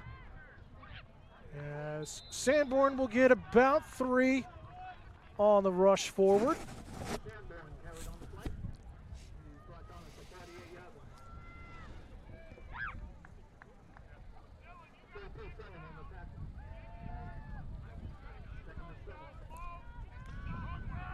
Clock continues to run, 3 minutes here in the third. Plymouth taking their time here after having more of a hurry-up offense in the first half.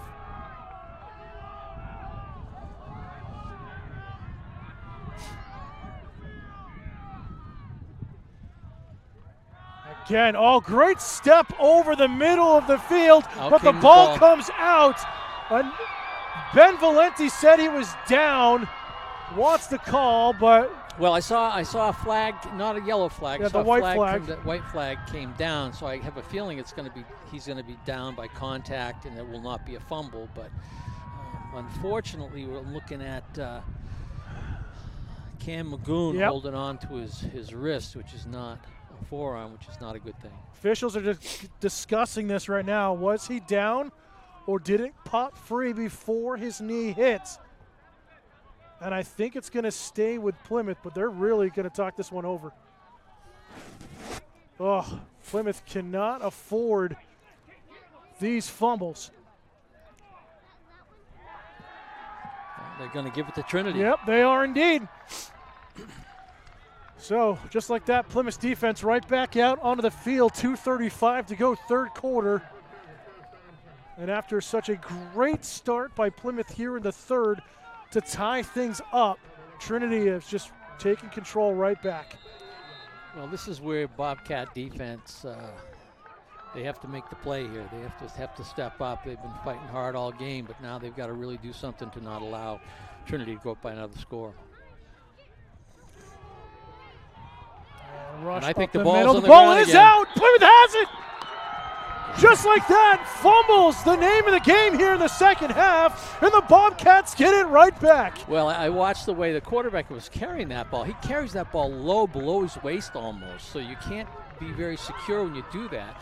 They grabbed his arm, and the ball came out, and that was that. So Plymouth turned it around where they were 2nd and 10. Now they're 1st and 10 with the ball back, but good job by the defense, and the Bobcats are still rolling, so let's see what happens. I'm laughing because I feel like this game has literally had it all already. It's more like ping pong. It's watching back and forth. So the offense will go back to work. We'll see if Plymouth can get some points here, down by 8. Legacy in motion, handoff up the middle, and only a couple yards, if any, for Plymouth. Here's Dom Ciotti on the carry, number 27.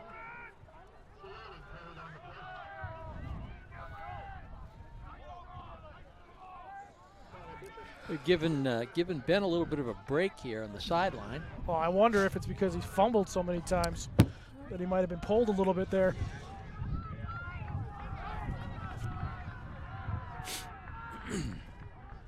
Ciotti still in the backfield here. Handoff to Ciotti, up the gut, gets hit right away at the 35. And it'll be quickly 3rd and long. And Valenti back in, along with Brousseau. Marsh is staying in.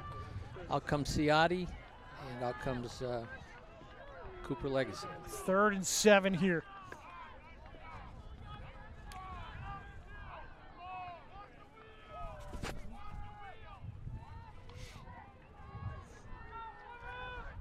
Bobcats to the line, Stone the receiver at the top of your screen. Valenti back into the backfield. There's the trap. Oh, there's the It's trap wide and wide open! Right through, Russo spins, hits, and still drags some Pioneers on his back. A big 1st down run. First time we've seen that trap, and it was worked to perfection on that. He had a hole that I could have walked through. But My goodness. nice job of the line, and a great job cutting that ball up. And again, that puts 1st and 10 inside the 20 on about the 18, I think. 18-yard line, under a minute to go now and counting. Here in the 3rd quarter, Bobcats trying to, well, they get the 2-point conversion on a touchdown, they'll tie it up. Quarterback keeper, there in the tush push forward for Sanborn. And we'll get about, let's say, 4 on the carry. Should be 2nd and 6. And it is. So we'll see if Plymouth tries to get one more playoff here in the quarter. So glad you could join us on Pemmy Baker TV. Not only has it been a fun season, but it's been a great and exciting semifinal. As Plymouth will run it down as we will go to the 4th quarter of action. here in Manchester, New Hampshire. After 3, it's Trinity 29, Plymouth 21. You're watching Bobcat football in the NHIAA Division II semifinals here on Pemmy Baker TV. To the fourth quarter we go. Trinity leading by 8. Bobcats will have possession. It's 2nd and 6 here. 12 minutes. Who's going to go to the state championship game against the winner of Souhegan Pelham? High snap, fumbled. Sanborn has to fall on it back at the 36. And one of the few snap mistakes by Plymouth today could cost them. Send it down to Royce. Yeah, that was a huge play right there if you're on the side of Plymouth, and that high snap might result in a kerfuffle. Now it's going to be a very methodical 3rd and 4th down situation for the Bobcats. And for Trinity, they just need to keep playing aggressive on the defensive end. Don't give the Plymouth Bobcats anything for free. Back up to you.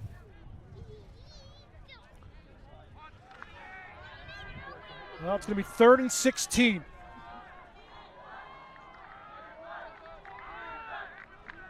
Valenti in the backfield. Sanborn, pressure off the edge, throws back across, and it's dropped, incomplete. Oh, Cooper Mack had it and dropped it. After last week when Cooper Mack was open downfield with no one within 20 yards and the ball was thrown underneath to him, he can't hold on to this pass here. And just like that, it's 4th down. Well, and he had a blocker out in front of him. They pulled the backside guard to block for him. Unfortunate. And Cooper is an emotional kid, so he's got to shake this off because maybe the next one's coming back at him. It ain't over. 4th down, but Plymouth is, and it looks like. Are we going to go field goal? No. Oh, we are. Yeah, we are. Looking at a field goal here. Yep. We're looking, let's see where he's going to spot it down here. We're looking at a 42-yard field goal attempt here for Bryson Stone. He's done it. Well, we witnessed, I believe, 41 yards. 41 or 42 earlier, yeah. So wind to his back, all the leg. Field goal attempt. Stone drills this, and it is, I believe, off to the right. Yep, no good. Just missed the right upright. Had the leg, but just couldn't get the accuracy.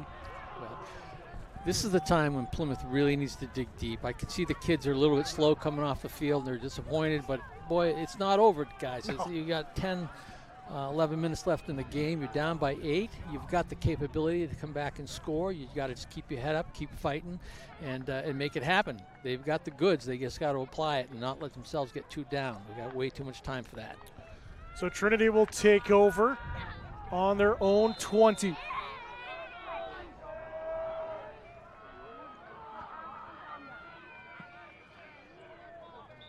And whistle here.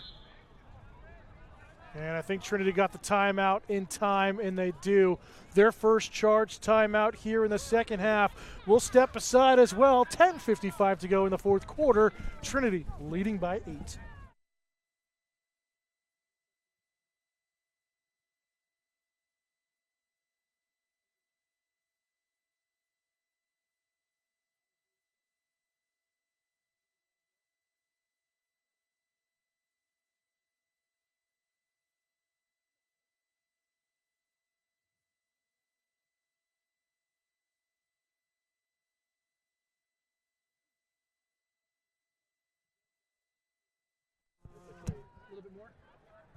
Are we there? Yep. Okay.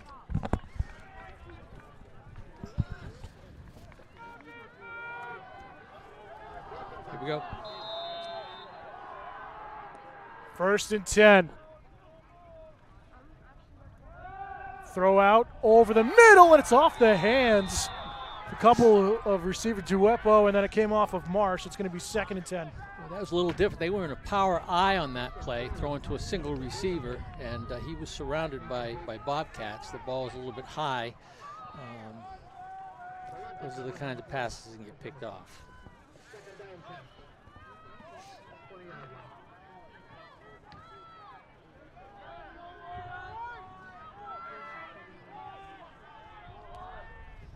Pitch out here for Trinity, and great stop. Met Wally, number 85 with the stop? I believe it was. So, yeah. But then that power eye, just the toss to the tailback on that. They had some success with this offense against Plymouth up in Plymouth, and they went away from it after trying it just briefly and having some success. So now they're going to it again. We'll see what happens. 3rd and 6 for the Pioneers. It's a big play for Plymouth.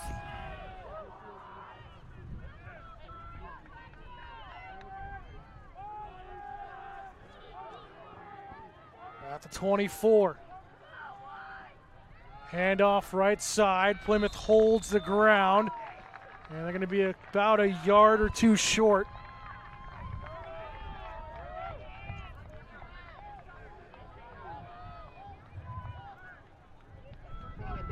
So 4th and 2. And do you go for it right now, Coach? Well, they've got an 8-point lead. They've got the ball. They're going for it. We'll see. It'll be a great call, or it'll be a not such great call. High snap. Oh, a pooch punt away. Okay. I like that idea. No one in the backfield. That's so, okay. And Plymouth's going to have the ball for 36, so we'll take it. But that's that was smart. I don't know. Oh, you don't? Okay. Well, it was a quick kick, and I mean it could have gotten blocked or whatever. I don't know. But anyway, it is what it is, and Plymouth's got the ball with good field position now.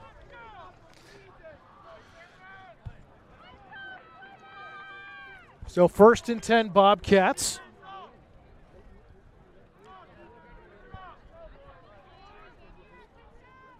$9:19 remaining. Actually, on a short yardage like that, Plymouth will be loaded for bear and coming hard. So if somebody had broken through, they might have blocked that kick. So that's part of the reason why I was questioning it.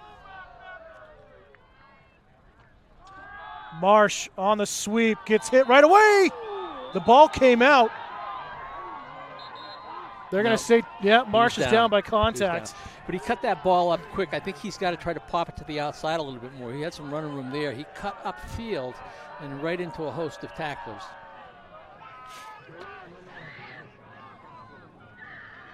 Royce, what do you got to add? Oh. Got the wrong one on you there. There you go. Now, Royce, what do you got to add? All right. If you're the one with the Bobcats, you really got to hang on to the ball here. You don't need to rush. You have a lot of time on the clock, so you can slow it down if you have to. There's no need to put the cart before the horse. Back up to you. 2nd and 8. Valenti slips through. Dives up across midfield. And a Bobcat first down. And he did a crossover with the ball, which caught me. I took a little quick breath there because he only had one hand on the ball and he switched over, but he hung on to it, which was great. But it was a little bit frightening there for a split second. But great run on his part, and certainly keeps this drive alive and Plymouth's chances alive with 8 minutes left in the ball game.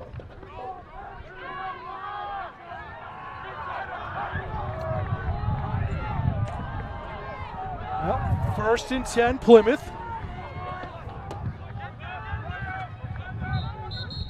And a whistle and a timeout taken by the Bobcats. Plymouth didn't want to get a penalty on that for too much time. They set up in the wrong, and the wide receiver had to go to the other side, and rather than take a chance, coach called timeout.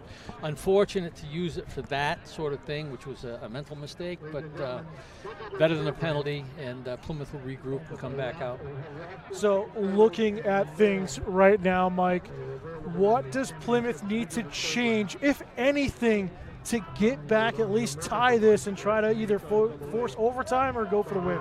Well, I think if they hang on to the football, they've been running decent plays. It hasn't been the play calling. I think it's been a matter of not hanging on to the football. And they got to protect that ball. They've got to come down and they've got to score. They can't, drag all the time out and rely on a 2-point conversion. I think they need to get down and score. If they can get the 2-point conversion to tie it up, then we're still looking at maybe 3 or 4 minutes left in the game. 1st and 10. Just over midfield. Handoff. Russo slips past a couple. Still on his feet. And he's slammed out of bounds just shy of the 30 A big run for the Bobcats. That was a great play on his part. He slipped through the first defender, which had him to rights, and still that ball was kind of hanging out there a little bit. But if it does fall, I hope he just throws it out of bounds. Anyway, Plymouth, nice run on that, and again, they're down to about the 31-yard line of Trinity, and hope is alive. Yeah, not over till it's over. 1st and 10, Plymouth.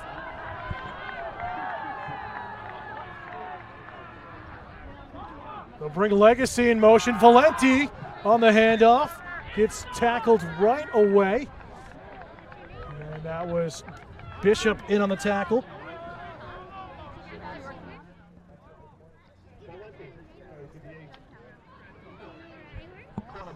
Either way, this has been kind of what we expected. Almost an instant classic. It's playoff type football. Yeah. You know, both teams are playing their hearts out. There's mistakes being made, but it goes both ways. Nothing has been one-sided whatsoever. Second and 7. Going to the right side, spinning off a couple. Plymouth protecting the football. And it's close to a first down run. And boy, It is first down. Valenti looking strong here in the second half. Coming back after a couple of fumbles. It's 1st and 10, Bobcats. Well, the other thing for these seniors, this is it. There is no tomorrow if they don't win. If they win, they go to the ship, which should be great. But they've got to give it all now and leave it on the field because there's nowhere else to take it if they don't win the ball game. So they're going to give it their all. I haven't seen Ibarguen targeted at all, but he'll be the wide receiver left.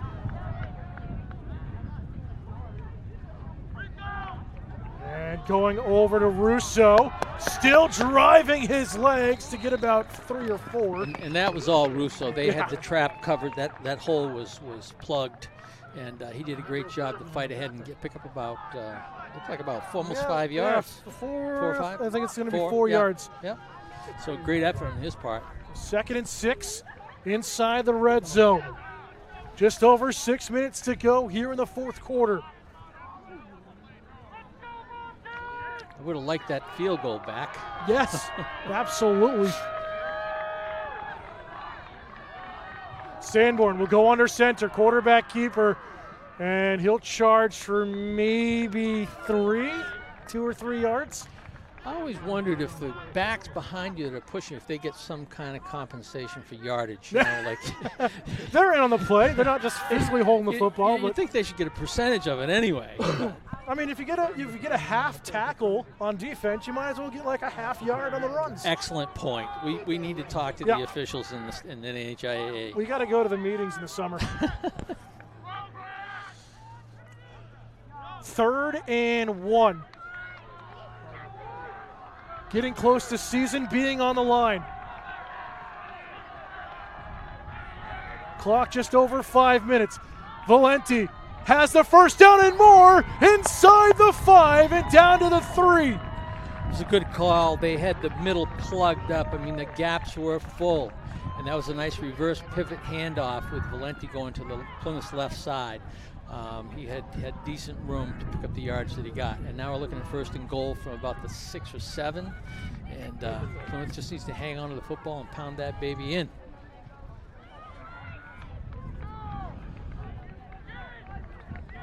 And say 1st and goal, from the 3.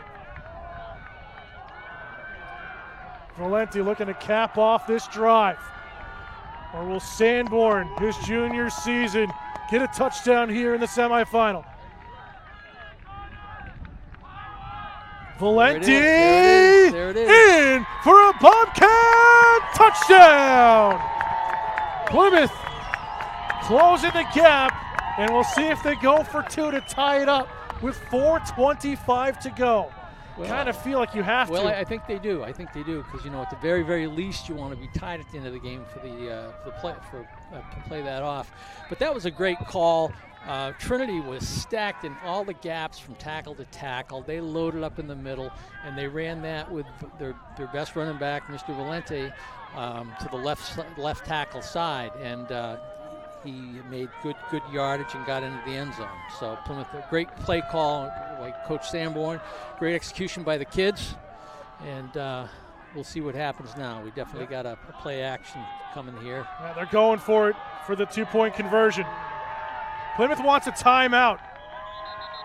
Team's calling for one. There's a lot of confusion in the huddle, and Plymouth burns their second timeout. 4:25 left in regulation. We'll bring in Royce Preventure again.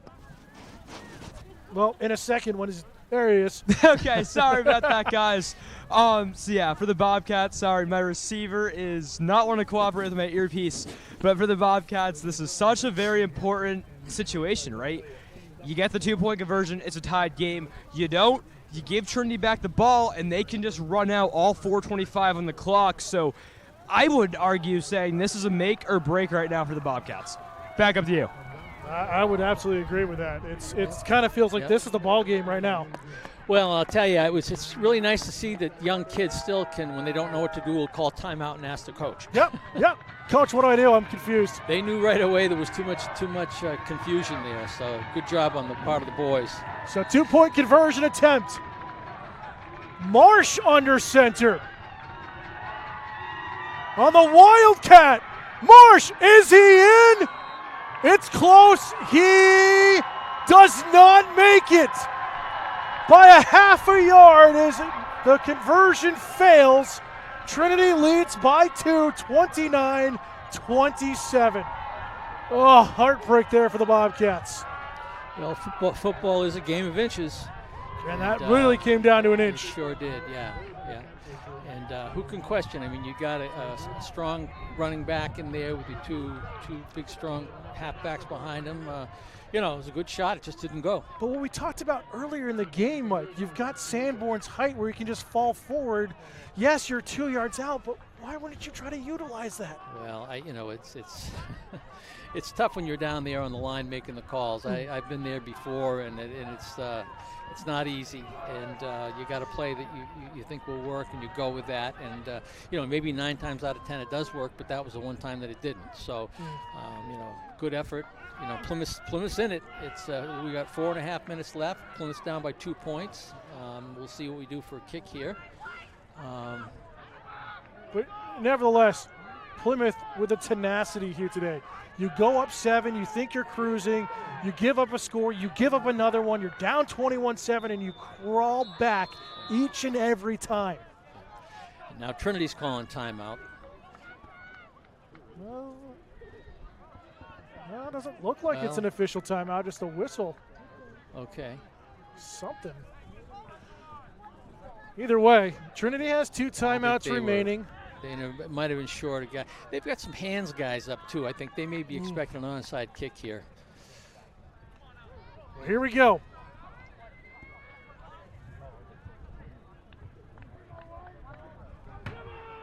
Well, you've got a Bargwin, Jolin, Ciotti at the top of your screen on the line. And it's just going to be sent fairly deep. It's going to stay in. Duepo. Hit way back inside the 20. And great job there, Eli Bargwin. That was number 45. 45 in there? I thought it was 86 in there. With Eli Bargwin. He might have been there, but the guy that took him down was 45. That's Keefe, and he did a great job. He came in there with great speed and made that tackle.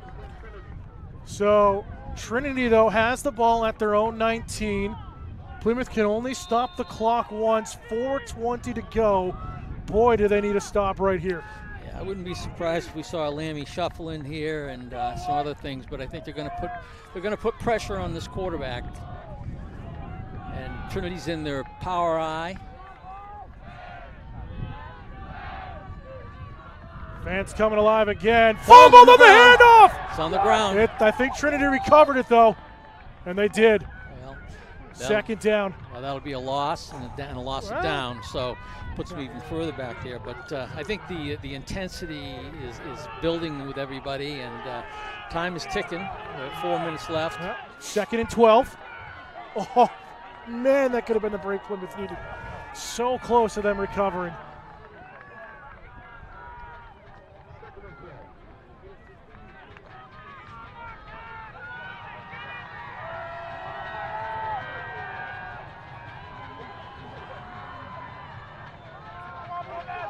There it goes. Plymouth trying to go for the shuffle.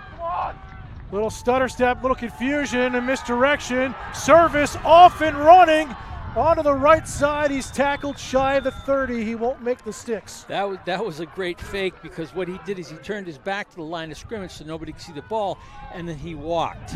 He took 2 or 3 steps. Everybody's looking around, then he takes off. We had a similar play when I was in high school where a play action, it was a pass, but I acted like I didn't have the ball. Fortunately, nobody killed me, but that was very similar to that. 3rd and 1, and Plymouth, I don't know. I think they held. I think there's no gain here for Service. And it's going to be 4th and 1 as we'll have an official timeout here. I'll tell you, the men in stripes are earning their pay today. Yeah. They're getting men tested. And women out there. And women, yes. I take that back. I thought that was a guy with long hair, but it wasn't. So 4th. Oh, they're going to do a chain. They're going to bring out the chain gang here. This is. Oh. Let's hope nobody's twisted that chain at all. There's no tricks of the trade. All right, I think, this is going to be close. I think they're short. See when they pull the chain. Oh, yeah. Put the stick down. They're short. 4th down. Let's go. Couple of chain links, but it's 4th down nonetheless. Glad I'm not making the call here. Nope. This is a tough one. You got so much for Trinity can do here. Just under 3 minutes left. You're up by 2 points. 4th down in inches. And what they might do is try to do a hard count to get an offside where they pick up 1st down. Oh, Plymouth needs this stop. Under 3 to go. Can't script a game better than this right now. Minus the fumbles for both sides. The EBD chant is going full strength. This could be the ball game. 4th and inches. Trinity trying to get to the championship game. Plymouth trying to deny them. There's a false start on the offense. It's on I believe that was that on the end there? It looked like the right side of their line. Somebody must have moved, and of course that's going to dictate a punt here, I'm sure. Yep, there comes the punt unit out. And let's hope there's not a bad snap, or not. You never know. Games like this is so tight down to the wire. A lot of tension out there. It's tough to keep cool heads in situations like this. I mean, hats off to all these players and coaches. To be in this intense energy of a semifinal and the way they've played has been awesome to watch. Well, Plymouth, at the very least, should come out of this with good field position if the punt is away. Bishop, nearly blocked. That one's just sky high. It's going to bounce in favor of Trinity. Wow, what a lucky bounce inside the Bobcat 35 down to about the 33. And here we go. 2-minute drill. Every single Friday when they run through their plays for a Saturday game, the one thing they do is they run that 2-minute drill. So it's no stranger. They're going to call a couple plays back to back, and we'll see what they can do with this. And you just never know. Everything's too close to call at this point in time. 2:08. Right, 2:08? Yep. The upright's blocking my view. Left in the 4th quarter. Plymouth 1 timeout. Can Kevin Sanborn lead his team to the state championship? The junior will go under center. Stone, the wide receiver on the left. Martian motion, handoff, and a big run coming here for about 11-12. It was down easily on contact. Good work there for Valenti. You know, the thing is, I saw him coming down, and I almost think that ball from this angle is pretty close to coming out. So fortunately, he came down on top of it, and they said he was down on contact. So Plymouth running the clock here. Again, Straight ahead right again. up the gut. About 6 on the carry to midfield. And it's Ben Valenti, the senior, once again. And I hate to say this, but I have lost track of timeouts. I don't know where we're at. With So that. each team, has 1 remaining. Okay. Quick snap here. Valenti And spins. another first down that'll stop the clock momentarily while they reset and spot the ball. 1:32 and counting. Stone, quarterback keeper. Here was Sanborn. There may be an issue here. The set There's man, a flag Stone, coming in now. He came out late and stopped, and they tried to push him out, and the snap was quick, so I think Plymouth may have Legal procedure. Yeah. This is where your head needs to be the coolest right now, because this is it, and it's a hard request. I'll tell you, hard to come through with it, but Plymouth boys have been playing a good game, as Trinity has as well, and it's kind of a fitting end to 2 good teams, 2 great seasons, and whoever wins here will go to the championship. Again, both teams 8-1. Plymouth, the players, I talked to a lot of them over the course of the season, were devastated. Like, how can Trinity be the 2 seed? Well, it's based off the points and the rating, and their win over Pelham gave them enough points down the stretch to have the number 2 seed. 1:22. 1st and 15. Handoff, Valenti gets about 7 or 8. Plymouth got to work quickly. Still 1 timeout to work with. Trinity will take as much time as they can to get up. It's spotted. Here we go. Sideline is anxious. Everyone's anxious. Sanborn gonna air it out over the middle, and a dangerous pass into 3-person coverage over the head of Cooper Legacy, incomplete. Whew, trying to thread a needle into a stone wall. That play had no chance. But fortunately, it was overthrown, and an incompletion stopped the clock. 3rd down at about 7. Yep, 3rd and 7. Plymouth's got 2 plays to get that first down or to score on the run. At the 42.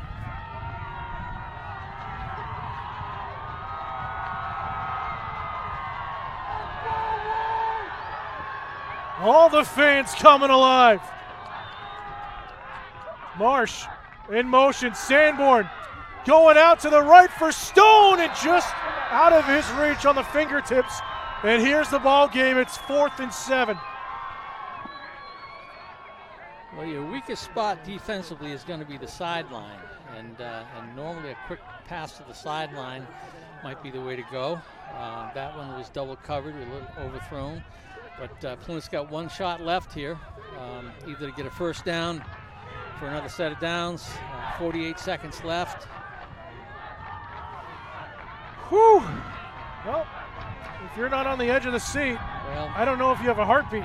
Well, as the Eagles say, there's going to be a heartbreak tonight. So we don't know for whom, and we certainly hope that the boys in blue can make this happen. Here's the ball game. 4th and 7. Sanborn throws out, and it's hit in the backfield. Turnover on downs. Trinity is going to win it here. It's not over yet. Plymouth has a timeout, but it's all but over for the Bobcats. Unfortunately, tried a naked screen backside. He was certainly open to catch the ball, but they had that pretty well covered, and he was tackled immediately. Great season for the Bobcats. I mean, you can't take anything away from them. Very unfortunate how it turned out for the Bobcats, but Trinity, on the other hand, has had a phenomenal season. Yeah, I can't take nothing away from them. They've done well, and they've come back to beat a team that beat them handily early in the season. So, hats off to them for doing what they did today. Yeah, and again, knowing they were going to need redemption, they were antsy and ready to go. But all they need here is a couple of kneel downs if Plymouth doesn't take a timeout. And they're going to advance to the state championship game. Plymouth will take their final timeout. And I like when a coach says, usually when you leave one in the pocket, you want to show to your kids you're trying all the way to the end. Yeah, well, you know, it ain't over till it's over, as we know. So I think a famous baseball player, Yogi Berra, might have had that one. But no, Plymouth's had a great season. These boys have nothing to be ashamed of. They played well. They did not roll over. They did not lay down. They picked themselves back up, and they've played phenomenal game today. One more mistake than the other team, and a turnover, and that makes the difference. But hats off to Trinity for a great season, and they'll go on to the championship. And Plymouth, great season, and unfortunately, it's back to the drawing board for next year. Yeah, so one more play here and a kneel down, as that is going to do it under 40 seconds. So the teams can head to the sideline if they wanted to. Well, they're going to have to get one more. Maybe it's a 35-second play clock. Yeah, so they got to get one more. And Plymouth, just a heartbreak. Again, a team that you get blown out at home against Sauhegan. You come bouncing back. You've dealt with injuries throughout the season, and a core that's gelled, but just a Trinity team that we said it at home in September. They went against their own game plan, and that's what shot them in the foot. Yeah. But Trinity, as the scoreboard reaches 0, is victorious in the semifinal, and the second-seeded Pioneers will advance to the state championship game next Saturday at Pinkerton Academy. Well, again, it's been a great season. We can't say anything bad. I mean, you've got to make fewer mistakes than the other team, and Plymouth just came out of the bottom this time. So, I mean, 29-27 in a semifinal championship, series, and you can't ask for much more. Nothing to be ashamed of. The boys have had a great season. They're going to want to build. The seniors will be off, and on to whatever the next adventure is in their lives. But Plymouth Bobcat football, again, pretty much, I don't know how many times they've been to the playoffs, but it's been a ton of times. Coach Sanborn's done a phenomenal job over the last 7-8 years, whatever it was. I remember the last time I coached, we went to the ship 3 times in a row and won, and then I got done thinking I was all set, going out a winner like that. But Chris Sanborn has done a phenomenal job, Tom Lamb, and the coaching staff. You're looking at Mike Bounds and Colby Moore, you're looking at Zach McGlone, you're looking at Nick Cass. We haven't even got half the kids on this list here. But I just say hats off. And Todd Austin, our athletic director, has done a great job, too. He's got a lot of fires going, and he's, always there when you need him and doing the right thing. So upsetting for Plymouth. It'll be a long, sad ride home. But, boys, that's why we play the game. You some win, you some lose. And today it's Trinity's day. And with that, we'll turn it over to Royce Preventure. Get your final thoughts, Royce, on this afternoon. I don't have many thoughts anymore, aside from congratulations to all the seniors from Plymouth and their great season. Sauhegan Pelham, the result on that for the championship. And just overall a great game by the Plymouth Bobcats. But that's all I have to add. Back up to you guys. And Royce, thank you. Coming in late into the season as our intern, you've done stellar work on the sideline. Can't wait to see you. Thank you. Getting ready for the winter and spring season as our main play-by-play commentator. Yes, indeed. All right. Back up here, Mike. Any final thoughts before we sign off here today? I don't think so. We've said pretty much everything. There's not much more you can say about this. The kids did a great job. They left it on the field. They should be proud of themselves. But I mean, I know how it feels to lose a close one like that. You never feel that it doesn't feel good, and it won't feel good tomorrow morning when they get up. They'll be sore, and they'll have looked back and said, "Geez, if only we'd done this or that." But one's got to win, one's got to lose, and today was Trinity's day. They have a very good team. They had good speed. They had good individual. I mean, them taking the ball, running across the field, running after the catch, things of that nature. And both teams certainly had their share of fumbles and penalties and whatnot. So it was a very balanced game when you look at the score, 29-27. Anybody could have won this. If Plymouth had hit the field goal, they'd have won the ball game. Yeah. So, go figure. But nevertheless, it's been an exciting season. Mike, thank you as always for joining us here in the booth. Same here. Xander Shin, I know you've been out a few times, but thank you for all your production work and your work here at Pemmy Baker TV. Royce Provencher, our sideline reporter. I'm Dan Salzer. Final score for the final time this season, Trinity Pioneers 29, Plymouth Bobcats 27. We'll see you next season for another year of Bobcat football. Congratulations to Trinity as they advance to the state championship game next Saturday afternoon at 1 o'clock at Pinkerton Academy. Have a great weekend, everybody. We'll see you next season.